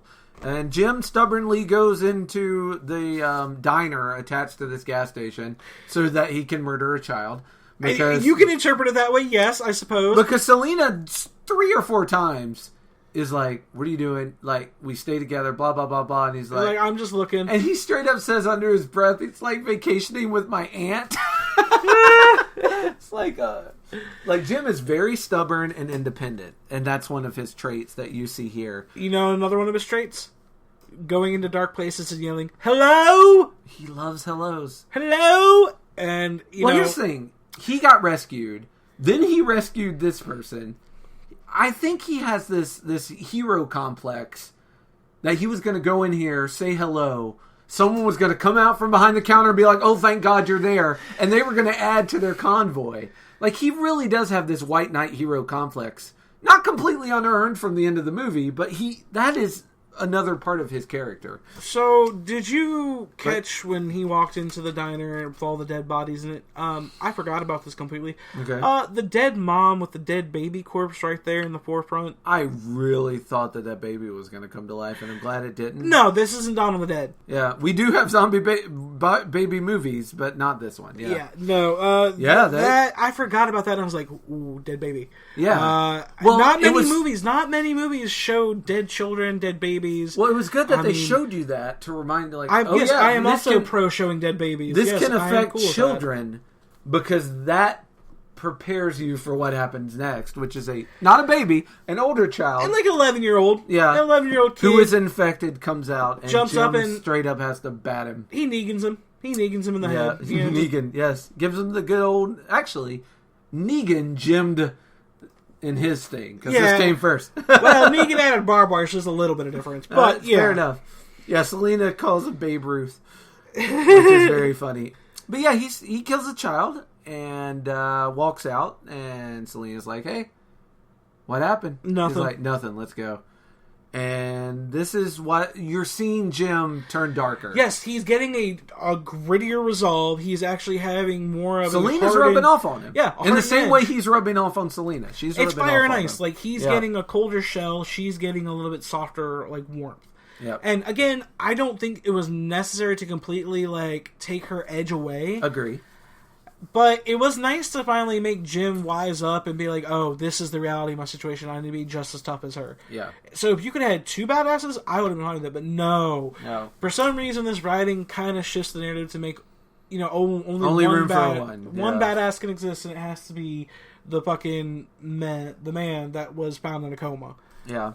I don't know. It was weird. Next scene. Next scene, we get to a happy picnic. Yeah, this one, I feel mostly we can glaze over. It's a picnic with horses, and your obligatory nature survives without man message that we once again see in every apocalypse movie, where they look at something naturey and go, "They're doing just fine without us." Yeah, there's something beautiful in the aftermath of the destruction of the earth. Like, they'll be fine. It's just humans that will suffer. Yeah, you gotta have that in these movies. I mean, because it's true. Yeah. I mean, scientifically, it is the one true thing that you can take away from, like, if humans disappeared, life would go on just fine, if not even better without us. Yeah. And I love this next part of this little happy-go-lucky picnic, because Selena and Jim go on a walk together. Yeah. And Jim goes, want to know what I was thinking? Yeah. And Selena just lists off all the things that she was thinking of. Yeah. Like, and Jim's like, no, that's what you were thinking. And then she gets into a quick turnaround of, I consider it flirting. Yeah. Very openly absolutely. flirting. She's like, she's like, well, I also was thinking that I was wrong and you were right. And, that. And he's like, yeah, that's what I was thinking too. And I was like, and he got a quick kiss for that. Yeah. And thus begins their little bit of extra flirtatiousness. Yeah, it was nice. It was a very nice scene. They go to bed. This is a funny scene. Yeah. In the sense of, it's my so first cute. thought was, Valium to a kid, bro? A half of one, she'll be fine. But it was just the idea that she's like, ooh, I want some like they're candy. Parents used to give kids whiskey to to cure their colds. So it was just, this feels like part of that. It's a brave new world where we're and I was prescribed Valium before, so I understand. Like it was a little intense. It was a little intense, but hey, let you sleep. It does for sure. That's what I had for night terrors, and I was so happy that I was prescribed it back then. But of course, Jim still has. That's also why Selena was able to pass out so hard. They're like, how is she finally asleep? Like it's nothing. I love that they wake her up to ask her how she she's slept just like, so easily. Valium. Yeah. Anyway, Jim has a nightmare about being alone because that is Jim's greatest fear, is being alone. And Frank wakes him up. He's like, buddy, you're having a nightmare. And he's like, thanks, Dad. And goes back to sleep. God. And my heart melted. I was like, that's cute. Because Frank smiled about it. He was like, oh. I love these kids. Yeah. Next day, I wrote, the writer must hate Manchester because they drive by Manchester and the whole fucking city's burned down. Yeah. This is where they get to what's supposed to be the 42nd city blockade, which is where the message has been telling them to go. Yeah, it's run down. It's a ghost town. Cars just blown up and strewn across the road. And they're looking like their military vehicles are there, but no military. And corpses. So it looks abandoned. Frank gets frustrated. Frank loses hope, and that hurts me more than almost anything else that happens this scene. Because Selena, as usual, is like, okay, we got to move on. We got to keep moving. And Frank's like, move on. And she's like, yeah. He's like, fucking where? And this is the first time we've heard him lose his cool. He's been so composed and dad-like. He wanted a safe place for Hannah so badly. And to have it snatched away from him at the 19th hour, he can't take it. And so he goes off to kind of be by himself. He's got to get a little distance. There's a shot right now that leads into exactly what we're talking about. Okay. That I love and I really wanted to talk about. Sure. When he finally does have his breakdown, he sits down on that corner block. Mm-hmm. It pans up to the shot of the corpse impaled with the crow sitting on it. Yeah. I love that shot with Frank in it in the bottom corner. Yeah. And it's just like ominous. It's very ominous because of what comes next. Yeah. I love the symbolism, the artistic take of that. Just, I mean, if you've not seen the movie, you're messing up. You shouldn't be listening to this. But you'll know that it's almost artistically. You could make a painting out of it. Frank's sitting there defeated and disheveled with a corpse and a fucking crow on top of it, just kind of like looking at him. Well, and it's also a mirror of the scene from the beginning where we're looking down from the angel statue on Jim walking the seats alone, because that's when Jim is most alone. True. This is when Frank is most alone because he feels like he's let down his family, both his daughter Hannah and. I assume he's already, quote unquote, let his wife down because she died at some point. Yeah. And he just feels like a failure. He feels alone. And unfortunately, his humanity is what gets him killed here because he sees the bird picking at a corpse. And he's like, leave it really be. Loud. It's like it's laughing at him. Yeah. And he's like, leave it be. Bird. Well, it's not. I mean, it is that it's laughing at him, but it's also that it's eating a corpse. Yeah. He's like, leave it be. Like, leave that fucking. Like, haven't. You all taken enough from us. Leave that fucking corpse alone. And so he smacks the fucking gate. To get the bird to leave. And it does. But a little speck of what was in its beak, which was blood from this dude it's been pecking on, falls right into Frank's eye. And I have to say, that is such a cool...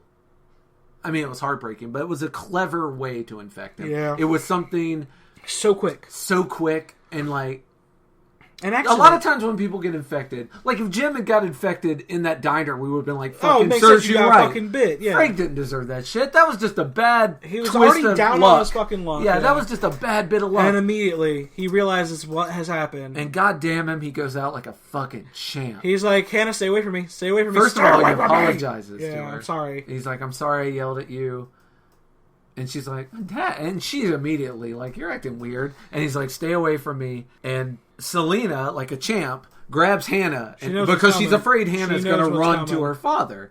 And she's like, "Jim, kill him. Jim, kill him. He's infected." Jim doesn't want to. Jim hesitates. Jim does. But right when Jim's finally going to do it, he has saved this injustice because the army shows up and blows Frank away. And it is... He saved the guilty conscience of the executioner. And all it saves his soul. His soul is still unmarred, except from the kid who he had to kill to survive. The last thing you hear is Hannah go, "Dad?"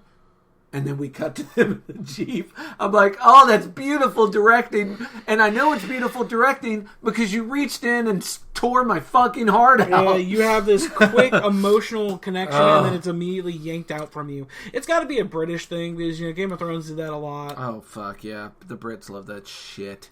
And so we get the last of the army reserves who have relocated the blockade to a safe haven point at a manor. Yeah. And Major Henry's in charge. Enter the shady army assholes, as I called them. Oh man, they were all so weird. Like they were all so weird. Even the one that stands up for them is weird. Like, kudos to him to being the one guy that does the right thing. Yeah. Still a weirdo. They're all Sergeant weirdos. Arby, yeah. Yeah. And he says straight up, "You're quite safe here." Ugh. We have plenty of beds and clean sheets, and we even have hot showers. Yeah, hot waters. And Henry says something I like here. He says the first sign of civilization.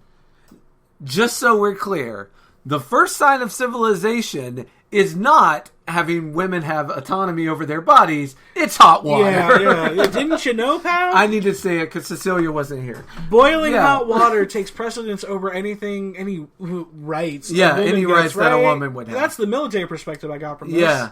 And Selena and Jim have a quick moment to talk, and Selena's like, Jim's trying to make her feel better. You're gonna skip over the more. No, this happens before. Well, I don't know what you're gonna say, so I don't know if it happens before that. But finish your thought. Okay, so we get a shot of killing Cillian Murphy and his nude ass in the shower again. Well, that's the butt. We didn't get to see the butt last time when I saw the dick. Okay. I want the full picture. Now I have it. My takeaway was like that part was a little unnecessary. You could have just shown him looking out the window, watching the officers riding around like assholes on his car. Once you've paid an actor to be nude, you might as well get all the nude out of that actor you can. Fair point. Fair point. That was probably for the ladies who were a little lulled out with the sadness. They're like, we need to be brought back in what perfectly good way than a model-like butt cheek of Cillian Murphy. But yeah, the main thing I was taking away is, aside from the butt, was the fact that you see the army assholes riding around on their car and like doing donuts in the fucking like. Well, they're keeping the cook from going into the kitchen. He's like, "Come on, guys, I gotta get the dinner started." They're just they're just like fucking they won't let him go. Being bullies and like aren't like teenagers. Honestly, they really are. Did not seem like they are not mature. I immediately questioned like, are these guys really the army? Like that does not seem professional. Yeah. But Jim and Selena, after they get cleaned up... They have their talk. Yeah, and Jim's basically like, look, she's tough. Hannah's tough. She's going to get over this. And Selena says, another great line. Jim says, she'll cope. And Selena says, I don't want her to have to fucking cope. Yes, I love that line. And it's true. It's what every parent wants for their child. To not have to fucking cope. For life to not be so bad that you have to figure out a way to live with it. That is what every parent wants for their child. And now, Selena is taking over the role of parent to Hannah. Older sister, motherly role. Yeah. Because... No, this part who else? in the argument made me kind of question, again, the writing direction, because Okay. her heart in the right place. She is justified in her concerns. She is completely on the ball about having, skepticism about trusting these people. Even though we're here, we should be careful. Yeah. Even though we're here, we should not take everything that they say for, gold. Yeah. We should kind of be on our heels, ready to go, in case shit pops off again, which is the wisest fucking thing. Somehow in this argument, they're disagreeing about the reasons of being here and having Hannah to have her cope with whatever trauma she's going to deal with. Yeah. And then they make out. And then I didn't understand the part of like they got to making out and then she just like walks away and she's upset. Yeah, it's very much.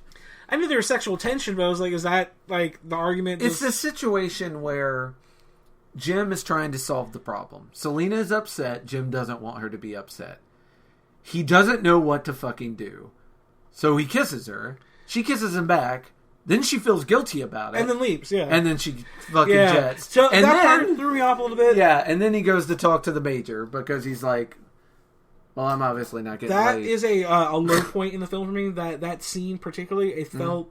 You could have ended it before the kiss. You could have ended them with just disagreeing. Like, the mood really was in a weird point because the hard transition from the concerning argument to, I'm just going to go hang out with the major. Well, it was very much her at her most vulnerable.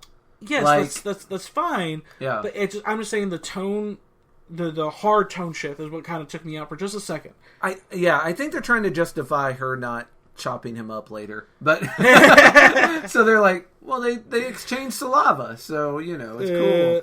But he does. Major West gives him a full-on tour. Gives him the tour. Rundown.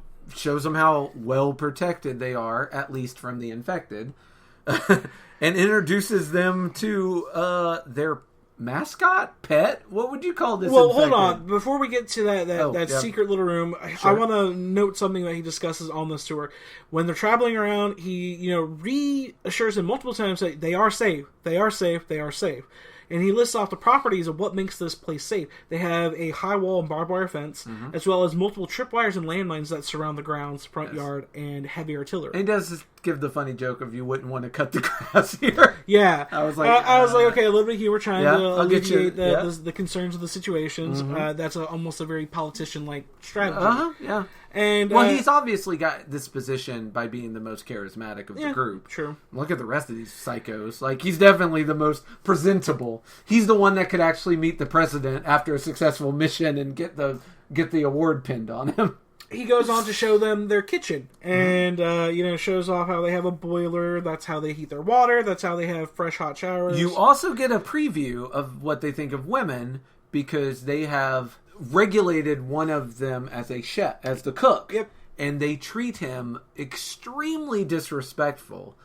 And I'm pretty sure it's because he's doing a quote-unquote woman's job. Yes, yeah. And so you automatically get the alarm bells of, whoa, these guys do not think much of the females. The vibe immediately feels off to me as soon as I see them like joyriding on their car and bullying the chef guy. Yeah, that's when I knew it's like, okay, something's off with these guys. It doesn't seem professional in this fucking camp. And so after having a little kitchen rundown, they go to a side door and you meet their pet zombie Mailer. Yes, who was a former one of their rankings, one of their privates.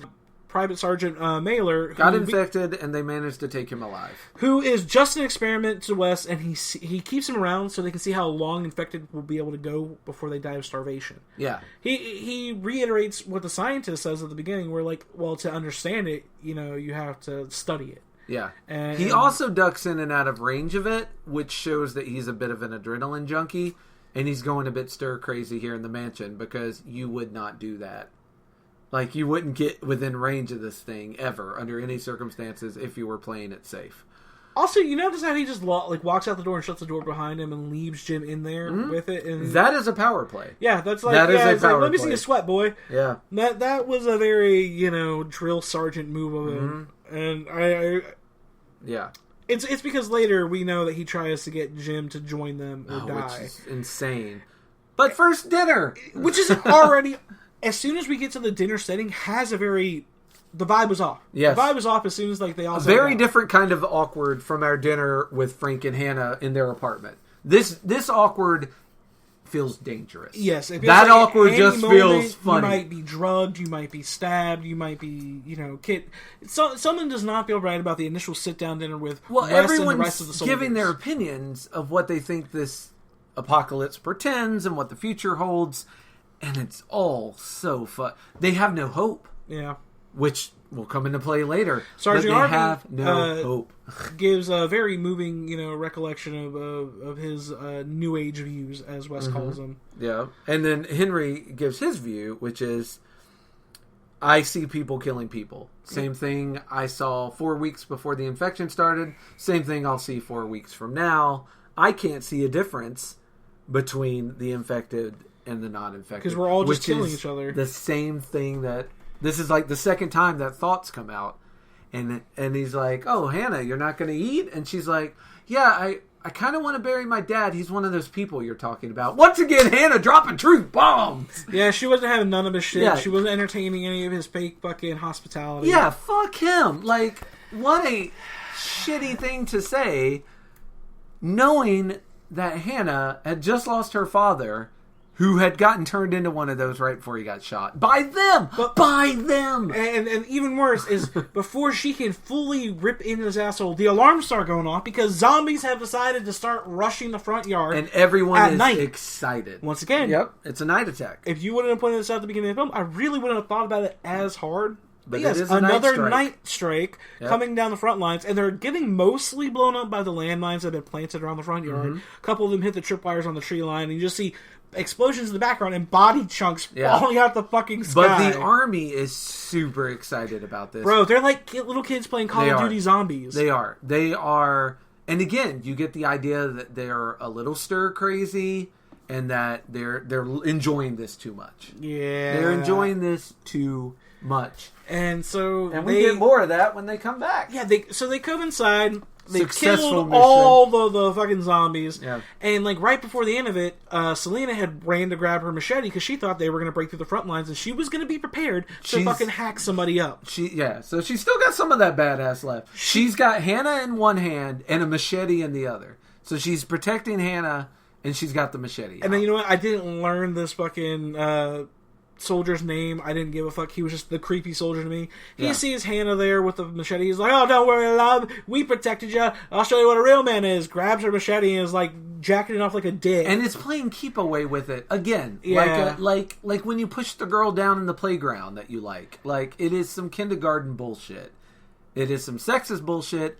It is some not seeing that a woman would be terrified in this situation is just... This man, when you use the term toxic masculinity, this is the guy. He is the poster child. And right before Jim gets involved, yeah, the creepy soldier is manhandling Selena, and this is your first real visual indication of, oh, they're a bunch of rapey bastards. Yeah. Like, he straight up is like, I'm going to have some fun with you. He's a rapey bastard. They're all Bo Burnhaming it and just watching and not helping. Okay. Call back to Promising Young Woman. You're welcome. Yeah.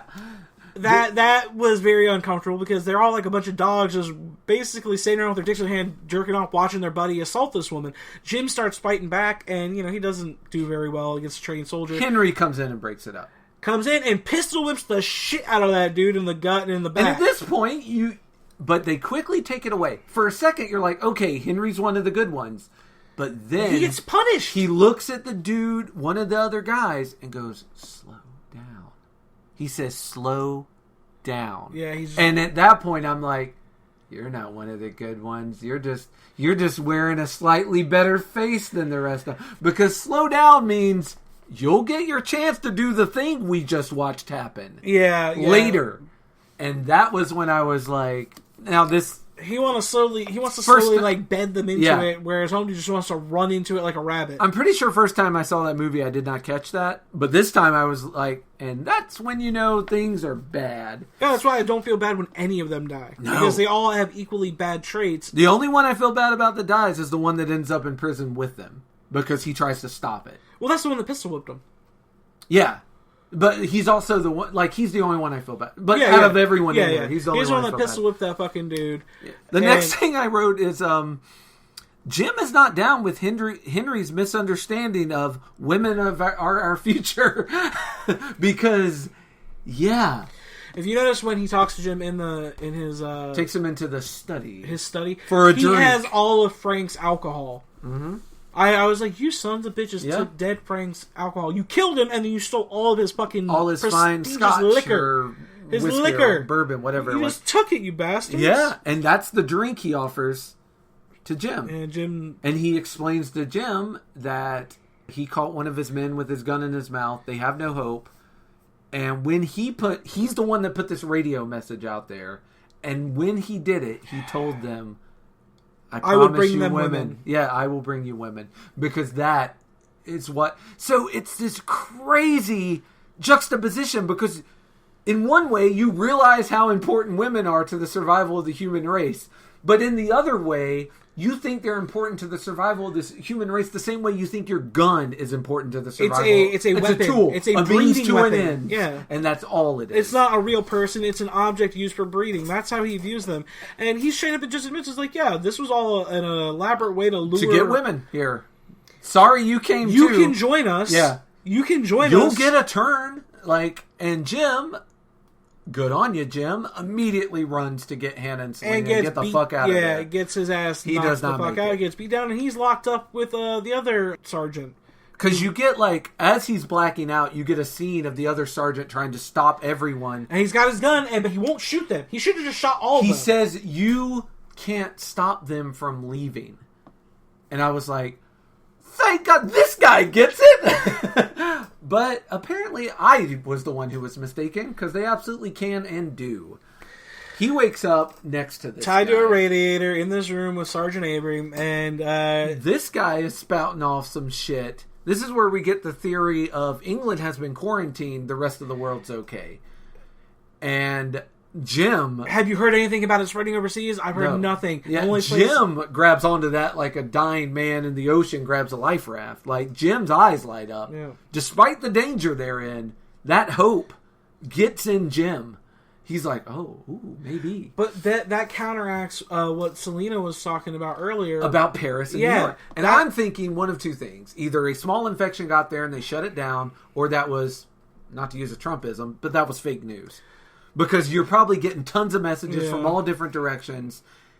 I mean, there was the internet. There was the early days of the internet, so it's not beyond the realm that they did have some type of internet signal at the time before it all broke out. And then maybe that's where they were getting their news from. And 28 weeks later seems to support this, in that it's after all this has happened, and it seems as if everywhere else is okay except England. England's been quarantined, as this guy says. Yeah. I'll have to watch 28 weeks later, and I would be willing to for the show, because I like that one too. Definitely do different movie, but a good movie as well. We're definitely gonna have sequel movies in this for sure. This podcast game. If you're watching horror movies and not watching sequels, you're missing out on 80% of horror. So movies. now that the big metaphorical bomb has been dropped on Jim, Selena, and Hannah, that Selena, Hannah, you're going to be breeding cattle in a sense. Time to kill Jim and the sergeant, because they are not playing along. So they take him down to that creek that surrounded the property, and you see all the men that have been lured there that have been murdered. Yeah. Also, you see all the fellow dead soldiers who killed themselves. Yeah, you see dead soldiers that killed themselves. You see infected, and you see some people with bullets in them that don't look like they were infected at all. And I think Gorship's got the right of it. I think these are people that showed up That weren't women. And weren't women, and when they explained what the plan was, did not join. So that says, one good thing is that the majority of people that did die either tried to fight back or they just straight up said no, and so they had hashtag not all soldiers, hashtag not all men, because there's a whole pile of ones here that were not on board with this idea. And the next thing I wrote was Jim goes beast mode. Well, the way that they get to beast mode, Jim... No, get us there. Let me paint you a nice little descriptive picture. We're in this little ravine where all these bodies are stacked up. Jim, hands behind his back, tied up. Sergeant Avery tied with their hands behind his back, ready to go. He's like, just fucking do it. Just fucking kill me. Just kill me. And so... when the sergeant gets in their face about it. One soldier, he pulls out a pistol. He's about to, he's like, no. And then he puts his bayonet on the end of his rifle. He's like, you're just going to run me through? You're not going to make it quick? You're just going to just stab me? Well, he puts the bayonet on because the guy's like, you're just going to shoot me. So he puts the bayonet on. He's like, you're just going to stab me. Well, I thought it would have been very funny if it just kept going. Like he whips out a sponge. He's like, you're just going to sponge me to death? But the other guy beside him gets trigger happy and accidentally shoots Avery and kills him. And this gives enough of a distraction because they start arguing and they're fighting. He's like, motherfucker, I was my kill. I was going to shoot him. Well, no, he was like, were you trying to shoot me or him? Were you trying to shoot me, I don't know. Because it was the cook. And so... Oh, that was the cook? That was the cook. Well, to be fair, and this, you can take full offense. That was Chef Boyardee. You can take full offense to this, British people, if you ever hear this. You British white dudes do all look alike in the face. Yeah. So when you all have a buzz cut, it's kind of hard to tell who's who. Yeah. But that was the chef, and he was like, so you're trying to shoot me? Trying to shoot me for making fun of you? Trying to shoot me? Blah, blah, blah. So they start arguing, and Jim gets away. And they're like, wait, where'd he go? And the brilliance of Jim, he didn't actually get away. He just laid down amongst the dead bodies, waited for them to run away, pops up, he's like, all right, now I'm hauling ass. Yeah, very good. Mind you, Jim's a fucking survivor. He is now bloodied and bruised. He's had his shit kicked in. His nose is all bloody. His eyebrows leaking again. His head wounds re-busted open. But he mad. He climbs a barbed wire fence and only loses his shirt with no cuts to his body. Amazing. Man, that's some fucking Rambo skill right there. Yeah. I was impressed. Yeah. And now we have a shirtless Jim, just taking a nice little quick nappy, hiding amongst the brush. As he's going to sleep, though, sees a plane fly over. Yep. And you're not sure. It's done in such a way, again, there's so much good cinematography in this. It's done in such a way you're not sure if he's imagined it or not. Because the head injuries. Yeah, it's head injuries. It's right before he passes out, and it's through trees, and it's kind of wavy. And it's like, is that a real plane, or is he just hallucinating right before he passes out? But... meanwhile, we get the dress scene. All right, Hannah and Selena. This leads in after the airplane goes by. We get into nightfall finally, and this was the part of the movie that I was discussing earlier. That is a bit of a uncomfortable situation to talk about, but we're going to jump into it. The soldiers begin to forcefully rip off Selena's clothes to basically. Dress them nicely. Yeah, in clothes that they basically are going to rip off and rape them in. Yeah. Essentially. That's what they're equating it to. Mm-hmm. And Selena manages to use her womanly charm, very like Catwoman Selena would, and kisses one of the soldiers, and Quincy's like, wait. How about you guys leave and let us change like ladies, and we'll get in, just let me and her be alone and get changed. So they agree. The one guy convinces the rest of them, fine, I'm gonna fuck her first anyways, so get out. Yeah. Listen to I'm your higher command, so get out.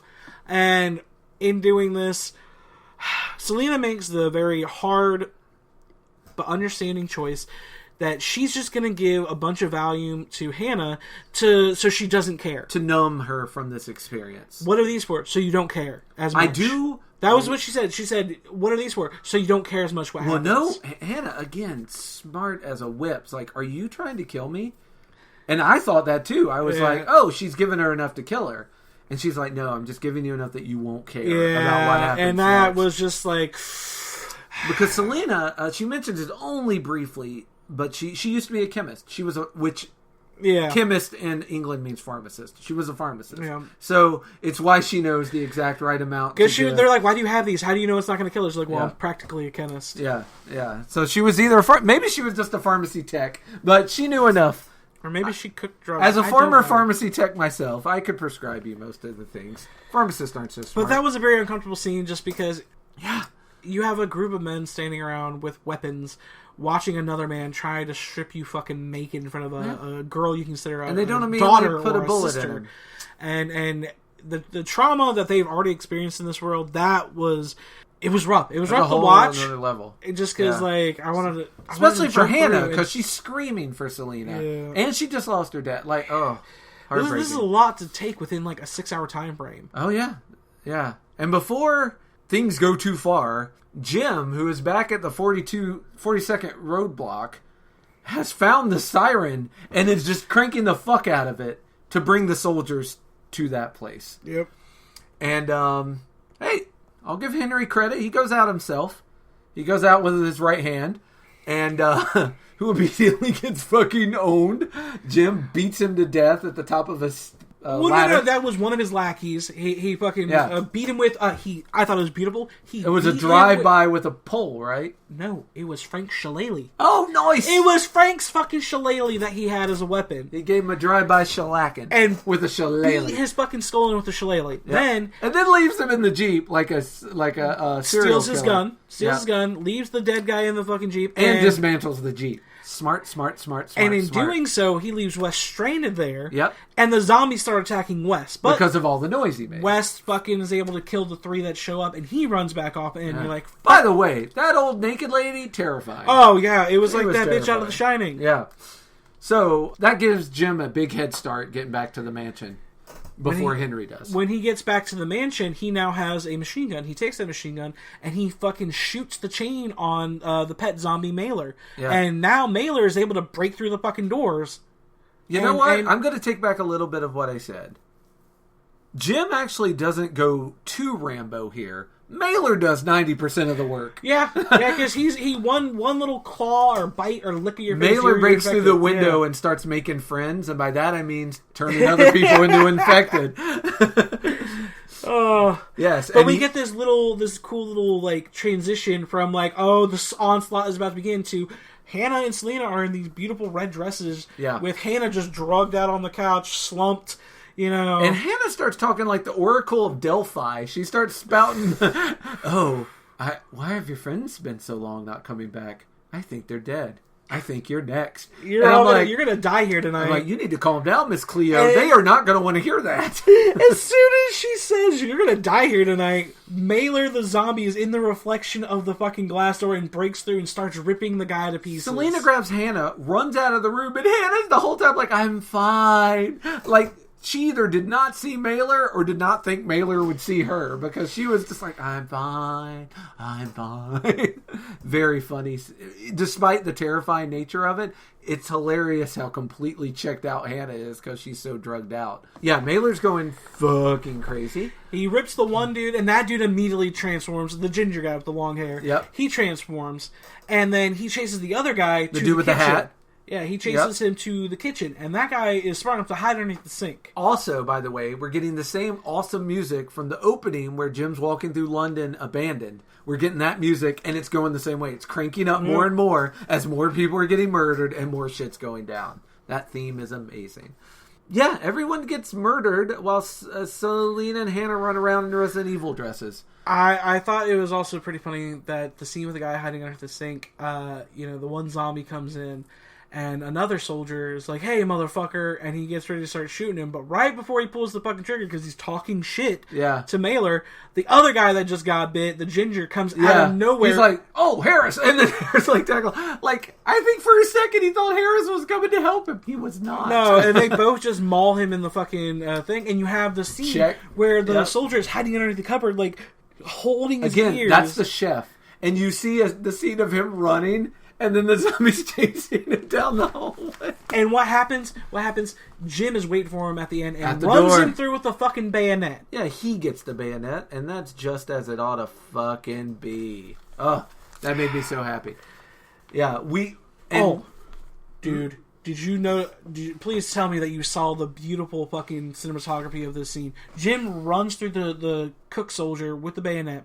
And immediately, he knows the zombies are still coming. They're literally right behind him. Yeah. He runs into that room, and he walks up to the wall, and he knew that there was a secret passageway in the wall. Yeah. And he just Don't know how he knew that. He runs in. There's a lightning flash, and you see Jim in the room. And then he's gone. He goes up to the wall and pushes the door open, and you see the lightning flash again, and the door is shut, but both the zombies are in the room just looking around. Yeah. I thought that shot was beautifully done. So cool. A quick callback, talking about good shots. There's also the shot where this is back at the fucking blockade, where it's raining, and one of the guys hunting, and the camera pans to a truck, and Jim's behind the truck with his eyes rolled up, so he looks like an infected. And then when the guy gets to the end of the truck, he's gone. And that's when the guy climbs up the ladder and gets Shillelagh. But every time you see Jim here, he looks infected. Like he has no expression.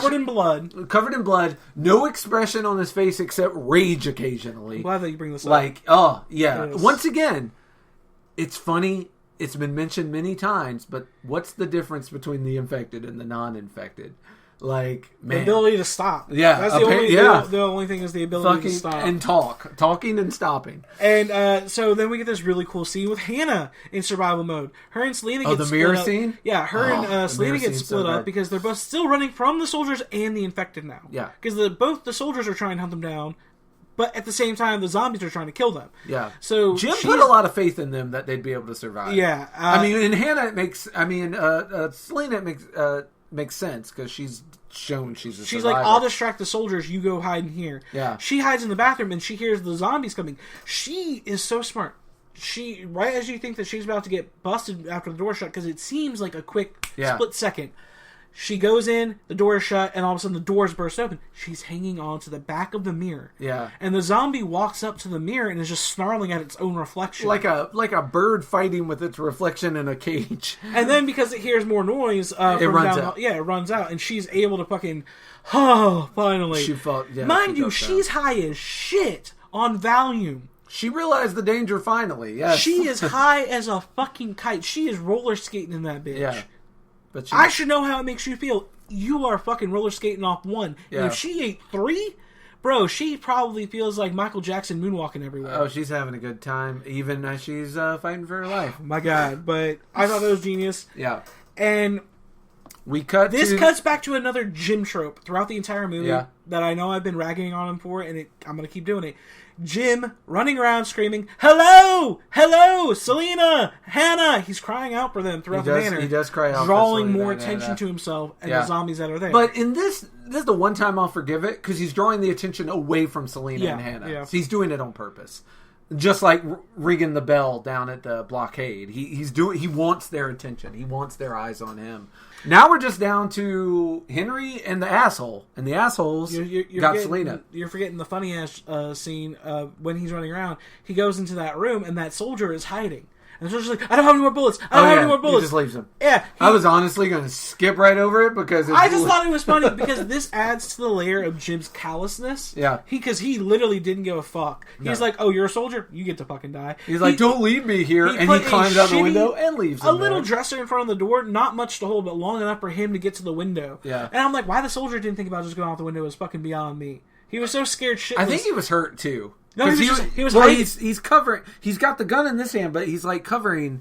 Oh, I think he might have been accidentally shot or something. I don't know that, but you're right. There's see it in that because he's like laying. It looked like he was hiding beside the bed. Yeah, it looked like he was hiding. Yeah, I think he was laying. I think he was hurt, but for whatever reason. But I thought that was funny because not a quick thinker. To me, it added more layers to the Jim has gone full psycho, callous. I don't care. Yeah, fuck this guy. He's like, my impromptu family that I've known for like a week. You're hurting, or you're trying to hurt, and out of what's right, I'm going to fucking let you all die, buddy. I'm not going to be alone. Like, Jim's not going to be alone. He jumps out the window and makes a full loop back. The last one has Selena, and he's like, "Oh, I'm going to take you out of here. We're going to find a nice place. And I'm going to make you squeal like a pig." Yeah. We're finally going to get our fuck on. Yeah. And he gets him from behind, and grabs his head and starts bashing and bashes it against the wall, throws him down, takes his thumbs, and gouges his eyes out with them. Now, all the meanwhile, I know you saw this. While the camera is showing Jim beating his fucking skull in very primal-like, Selena is just in utter shock, and she keeps looking at the machete, looking back at Jim. Well, you also notice that the camera is moving like it's filming an infected. Yeah. Because whenever the camera's showing infected through the whole movie, it jiggles, it jags. Yeah. And now it's doing that with Jim. Like when Jim's attacking, I did not catch it's that. doing this. I was same, so wrapped up in it, I did not catch that. It's doing this same wild ass camera wiggle. And Selena, you're right. She's like, Jim's infected. Yeah, that's where her brain went to immediately. Yeah. She was like, you have 10 to 20 seconds to make that call. And in her Jim's brain, way past that. Yeah. So he obviously kills this guy. He does the Game of Thrones death, like what the Mountain did to the Viper, where he takes his thumbs, presses them into his eyes, and just squashes his fucking head inside. Selena grabs the machete and swings and stops just in the nick of time. And smartass Jim, another aspect of his, the quality he's shown throughout this film, he says, "Oh, that was more than a heartbeat." And she's like, "Jim?" And as soon as he talks, she knows he's not infected. But then the funny part, it made me laugh so hard because you're like, oh, what's this relief? Smash! Hannah smacked his ass with a vase on the back of the head. Hannah for the win. Hannah's like, oh, I thought he was infected. I'm telling you, Selena's badass flowed out of her and into Hannah and Jim. They got all of it. Like it left her. It was like a spirit, and it left her and went to Hannah and Jim, and they became our new badass. But it just made me laugh so hard because like you have this very sweet soft moment. It's like she's like, Jim, oh my god, and then crash right to the back of the head, biting you. I was kissing her. Are you high? Yeah. And Selena's like, yeah, it's a long story. So they run out to the car. They're getting the fuck out of there. They open the door. Henry's in the taxi. And Henry... I owe you this one. Well, no, Henry straight up says, you killed my boys. He calls them my boys, like my children. Yeah. Again, he is viewing them as his children in the same way Frank viewed these three as his children. But the way he thinks to protect his children is to allow them to rape any women that they can catch. He shoots Jim right in the stomach. Yeah. Good and shot. Hannah, again, badass mode. Selena's spirit has possessed Hannah. She fucking is in the front, and we've seen Selena drive a bit. We've seen Hannah drive a bit before. Hannah on Valium driving. Yes, also true. Drugged high as a kite. Yes. Maybe that's why she's calm enough to do this without any stress. Doesn't even flinch. Straight up slams the car in reverse and fucking drives it backwards back into the building. Stops so that fucking Henry, the zombie Mannerly can reach through and rip out West. Yank out West. The rest of them get in the taxi and get the fuck out. As soon as West is ripped out, she hauls ass forward. Yeah, she doesn't wait to see what happens. Is being held in place. If you look at it closely, his body is being held in place while she just drives forward. Yep. So yanks him out of the car. Yeah. And he's just getting eaten alive. By his pet. His pet is the one that yanked him out. The irony. The beautiful poetic justice. Yeah. And so they haul ass away and they're just trying to get to the fucking main gate. And Jim is bleeding and Selena's panicking. She's like, is he going to be okay? Is he going to be okay? She's like, what about the gate? Drive through it! Yep. And you get this beautiful fucking freeze frame. Yeah, of them basically crashing into the gate. And all you see is Selena and Jim falling forward, what looks like they're going to go through the windshield. Yeah. And then it just cuts to black screen, 28 days later. At the bottom of the corner. Chef's kiss. Mwah. Not now we're calling back the menu, but chef's kiss. That was damn. So good. And another 28 days have gone by, so we're at 2 months now. You get little flashes of them like in a hospital, like, I need sutures, is it gonna be okay? Where are the antibiotics? Selena saved his ass because she technically had some type of medical skill. Yep. And she patched Jim back up. He wakes up 28 days later, and the sun is shining in, and he's like, damn it, they took the curtains. And at this point, we have no idea what he's talking about. But he gets up. Selena is sewing her dress into something, and he's like, "Aw, you look good in that." And she smiles. He gives her a kiss. I'm like, "Oh, you cuties. You little cutie pies." And they're in this beautiful house in the countryside. Yeah. It looked like a very nice place to vacation. The idea of getting out of the city apparently was a good one. Very good. Yeah. And so they're outside, or no, they're inside talking, and Hannah comes running in. She's like, "They're coming by." Yeah. And you're like, what are they talking about? So they pull this huge thing that they've been working on, run it outside, and unfurl it, and it's... I thought it was going to be a help sign, but it says hello. I was like, bro, you could have easily saved some time with just making a P. I think it started with help, and then they just had more time, so they kept adding to it. And added an L in another row. They probably had a... So British of them. Hello. It has to say hello. You can't just ask for help. You have to introduce yourself. Could you help us if you have a bit of time? Some tea and crumpets would be great. Damn it. And then the last line is Selena saying, "Oh, you think they saw it this time?" It was a jet fighter that flew by. Yeah. It wasn't an airplane. It was a jet fighter. Yep. And so then that was military. Black, and thus ends 28 Roll credits. days The later. only actual credits you get. Yes, this is where you actually get to find out who wrote this screenplay, who directed, who the actors were, etc., etc. Oh, and that is the end of my favorite zombie movie of all time, 28 Days Later. It is poetically done. It doesn't have a whole lot of grotesque gore, which... Not a lot of filler either. Yeah. Like, every scene was important for some reason. Like, even if that reason was just to keep the zombie tropes alive. Yeah, it was... fantastic. I agree with you that I wish they hadn't defanged Selena for the last half of the movie. But again, kind of seems like for everything Selena lost, Jim and Hannah got in space. I agree, but I still stand by my point. And you are still valid in it. Selena should have been allowed to survive. Now, do you want to go into our short next, or talk about what's happening next month? Which would you like to do first? You know what? Let's go ahead and discuss what movie they're going to have to prepare for next month. Yes. And so this one was kind of a hard choice for me because I've been debating between three movies that I really wanted. Yeah. And I wound up coming to a final decision courtesy of my fiance, Kayla, who gave this good suggestion. We're going to go with the original Poltergeist. Ooh, I love the original Poltergeist. We're going with the original Poltergeist because I love cursed franchises. I will go ahead and say... cursed franchises are a good subject to talk about. Thank God my fiance is such a true crime I want to do all three lover. Poltergeist movies because I love all of them. That's totally fine. Yes. Okay. Number two is probably the one that scared the shit out of me the most. Oh, yeah, because they fucking added the old man. Yes! Oh, thank God. Yeah, the creepy old man was just like, nightmare fuel. Mm-hmm. And so... we're going to talk about the original Poltergeist and all the hauntings that come with that movie. Oh, that's so good. Because there's a lot to discuss about that movie, not just in terms of the actual story of the movie, but all the behind-the-scenes stuff, all the reasons why it's called one of the cursed franchises. The cursed franchise, that's right. And, we'll give a brief rundown of that. I'm excited for that. Once again, thank you to my fiance, Kayla, for that suggestion. So do your research, not only on watching the movie, but if you have a chance, watch the documentary. Anything on YouTube that discusses what made the original Poltergeist such a feared franchise film. Yeah. And it's... whew. That's my pick for the movie for next month. Yeah, I'm really excited it's time we touched on cursed film sets. And that's one of the most cursed, at least according to legend. Between that, it was, honestly to God, it was between that and The Omen. Yep. Those were my top two picks. And so... Omen would have been good too. Yeah, but... we'll get there. We'll get there. Long enough timeline. Every horror movie will be covered eventually. I think the Poltergeist stands the test of time a little bit longer, even with its little bit of problematicness. Yeah.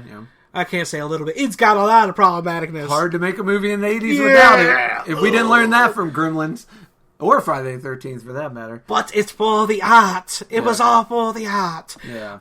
And with that being said, I'm excited for that. And I'm also excited for my pick of this month's Junk Talk edition for our horror short. Junk Talk. Let's talk about it shorty. Alright, so this short is called Reverse, and I actually stumbled across this whenever I was on the YouTubes, and I became a fan of a horror channel called Alter. Yeah. And it is one of my number one recommended horror short channels to go to next to Crypt TV and Slasher. Those channels are very fun. They're a lot of independent short films. Yes, they may be low budget, but you know what? The stories are really good and sometimes very fun. I chose a relatively short one this month just because I felt like less was more with this one. Mm-hmm. And I also believe that the subject matter is something that everybody has to experience at least once. And this story called Reverse was written by or directed by Josh Tanner. The premise of this little clip is essentially a man in a dark parking garage late at night, backing up by himself. And if you've ever been on a parking deck by yourself late at night with all the load, it does have a very dark You're the last. omniscient You're the feel. last to get out of the show or the sporting event, and you're walking up the you got the echoes of every step. You think you hear other people stepping with you, or you hear some other noises that shouldn't be there besides your echo. Yep. And this one was a really fun one. And before we get into the breakdown of it, I just want. What was your initial reaction when I sent you this? Like, sight unseen, the thumbnail. Like, what did you think it was going to be when I sent you a clip called Reverse? I knew the YouTube channel, so I already had high expectations. I was like, oh, this will probably be good. Like, they do good work. Hey, and when I saw it was called Reverse, I don't know, but before I even had seen the still image, I was like, oh, I wonder if this is going to be about time travel. I don't know why. That was my first thought. It was time travel. And it wasn't. It was literally about putting a car in reverse. Did not see that coming. But yeah, my first thought was time travel. So I was way off the mark on this one.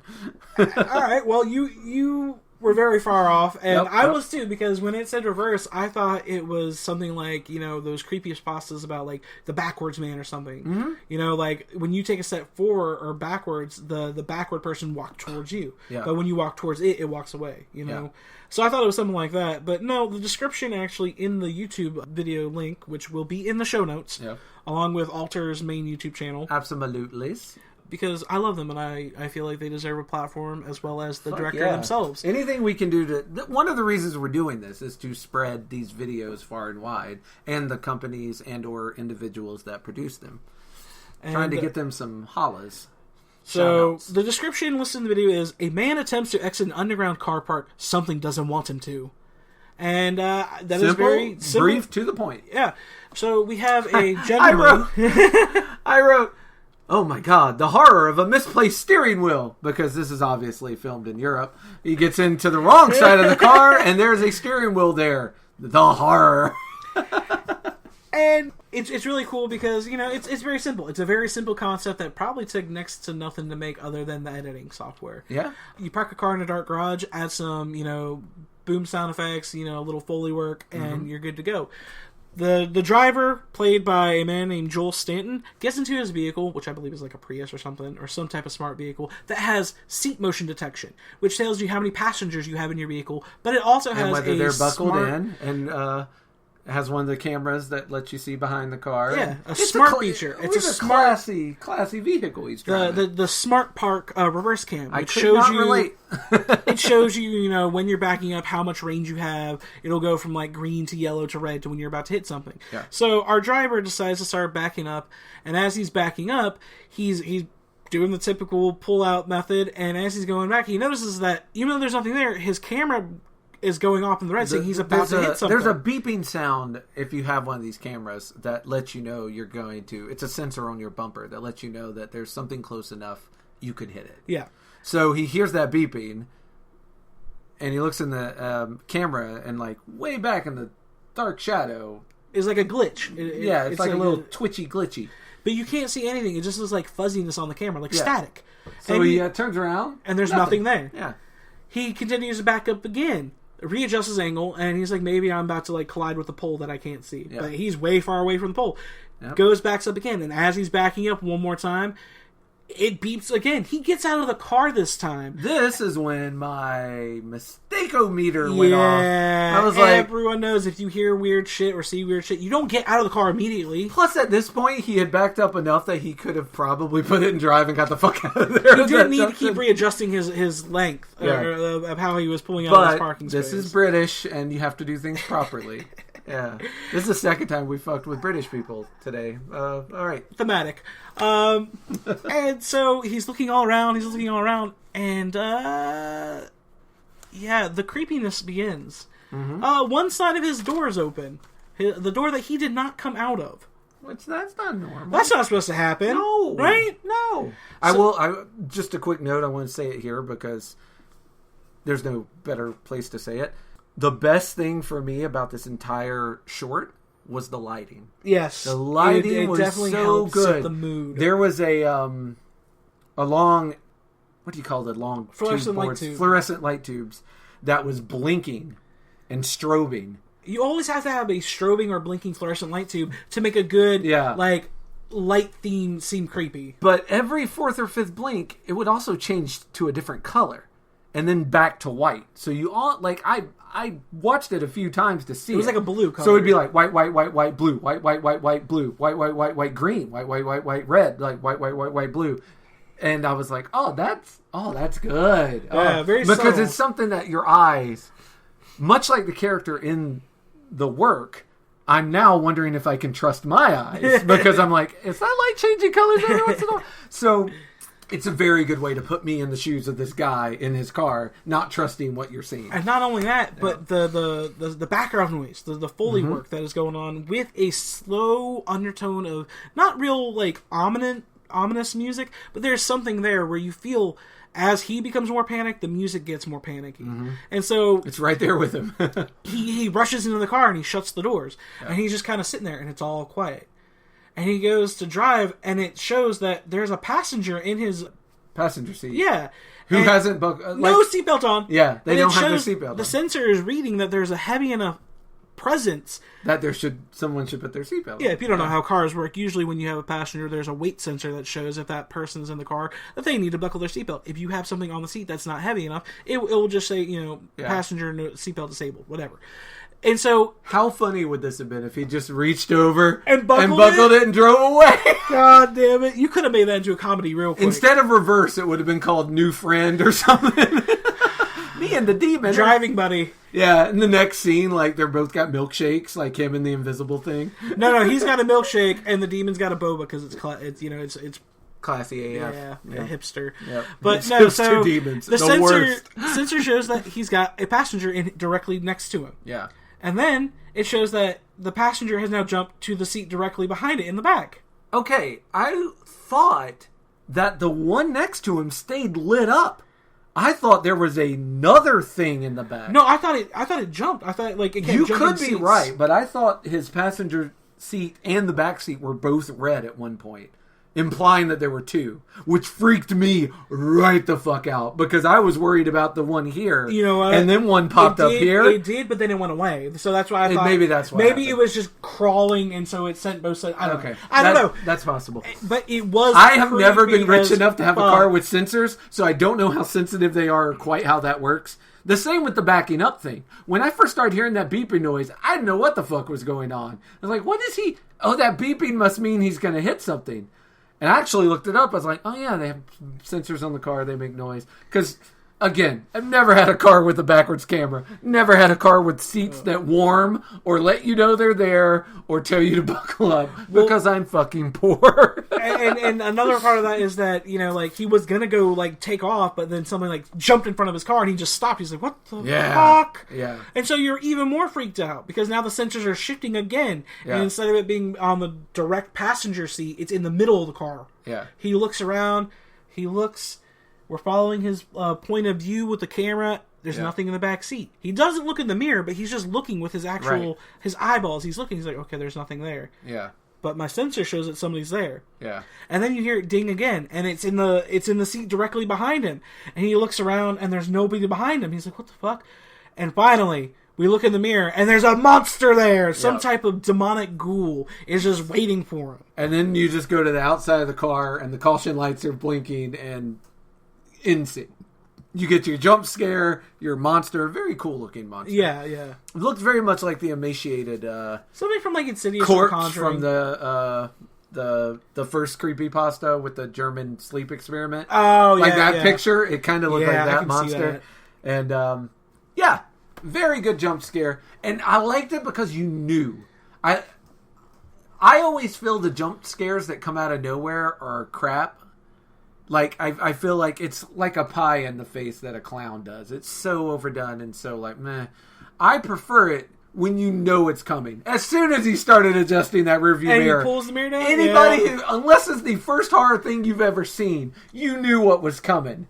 But it still got you. Yeah. And that's for me, the quality of a good jump scare. You know it's coming, it still gets you. Because I saw it and I was like, "Ooh, this is kind of creepy." Yeah. I was like, that was nice. That was very, very nice. But I loved how, yes, the car starts rocking and starts rocking. Yeah. And then when we cut back, the car is empty. There's no one in the fucking car.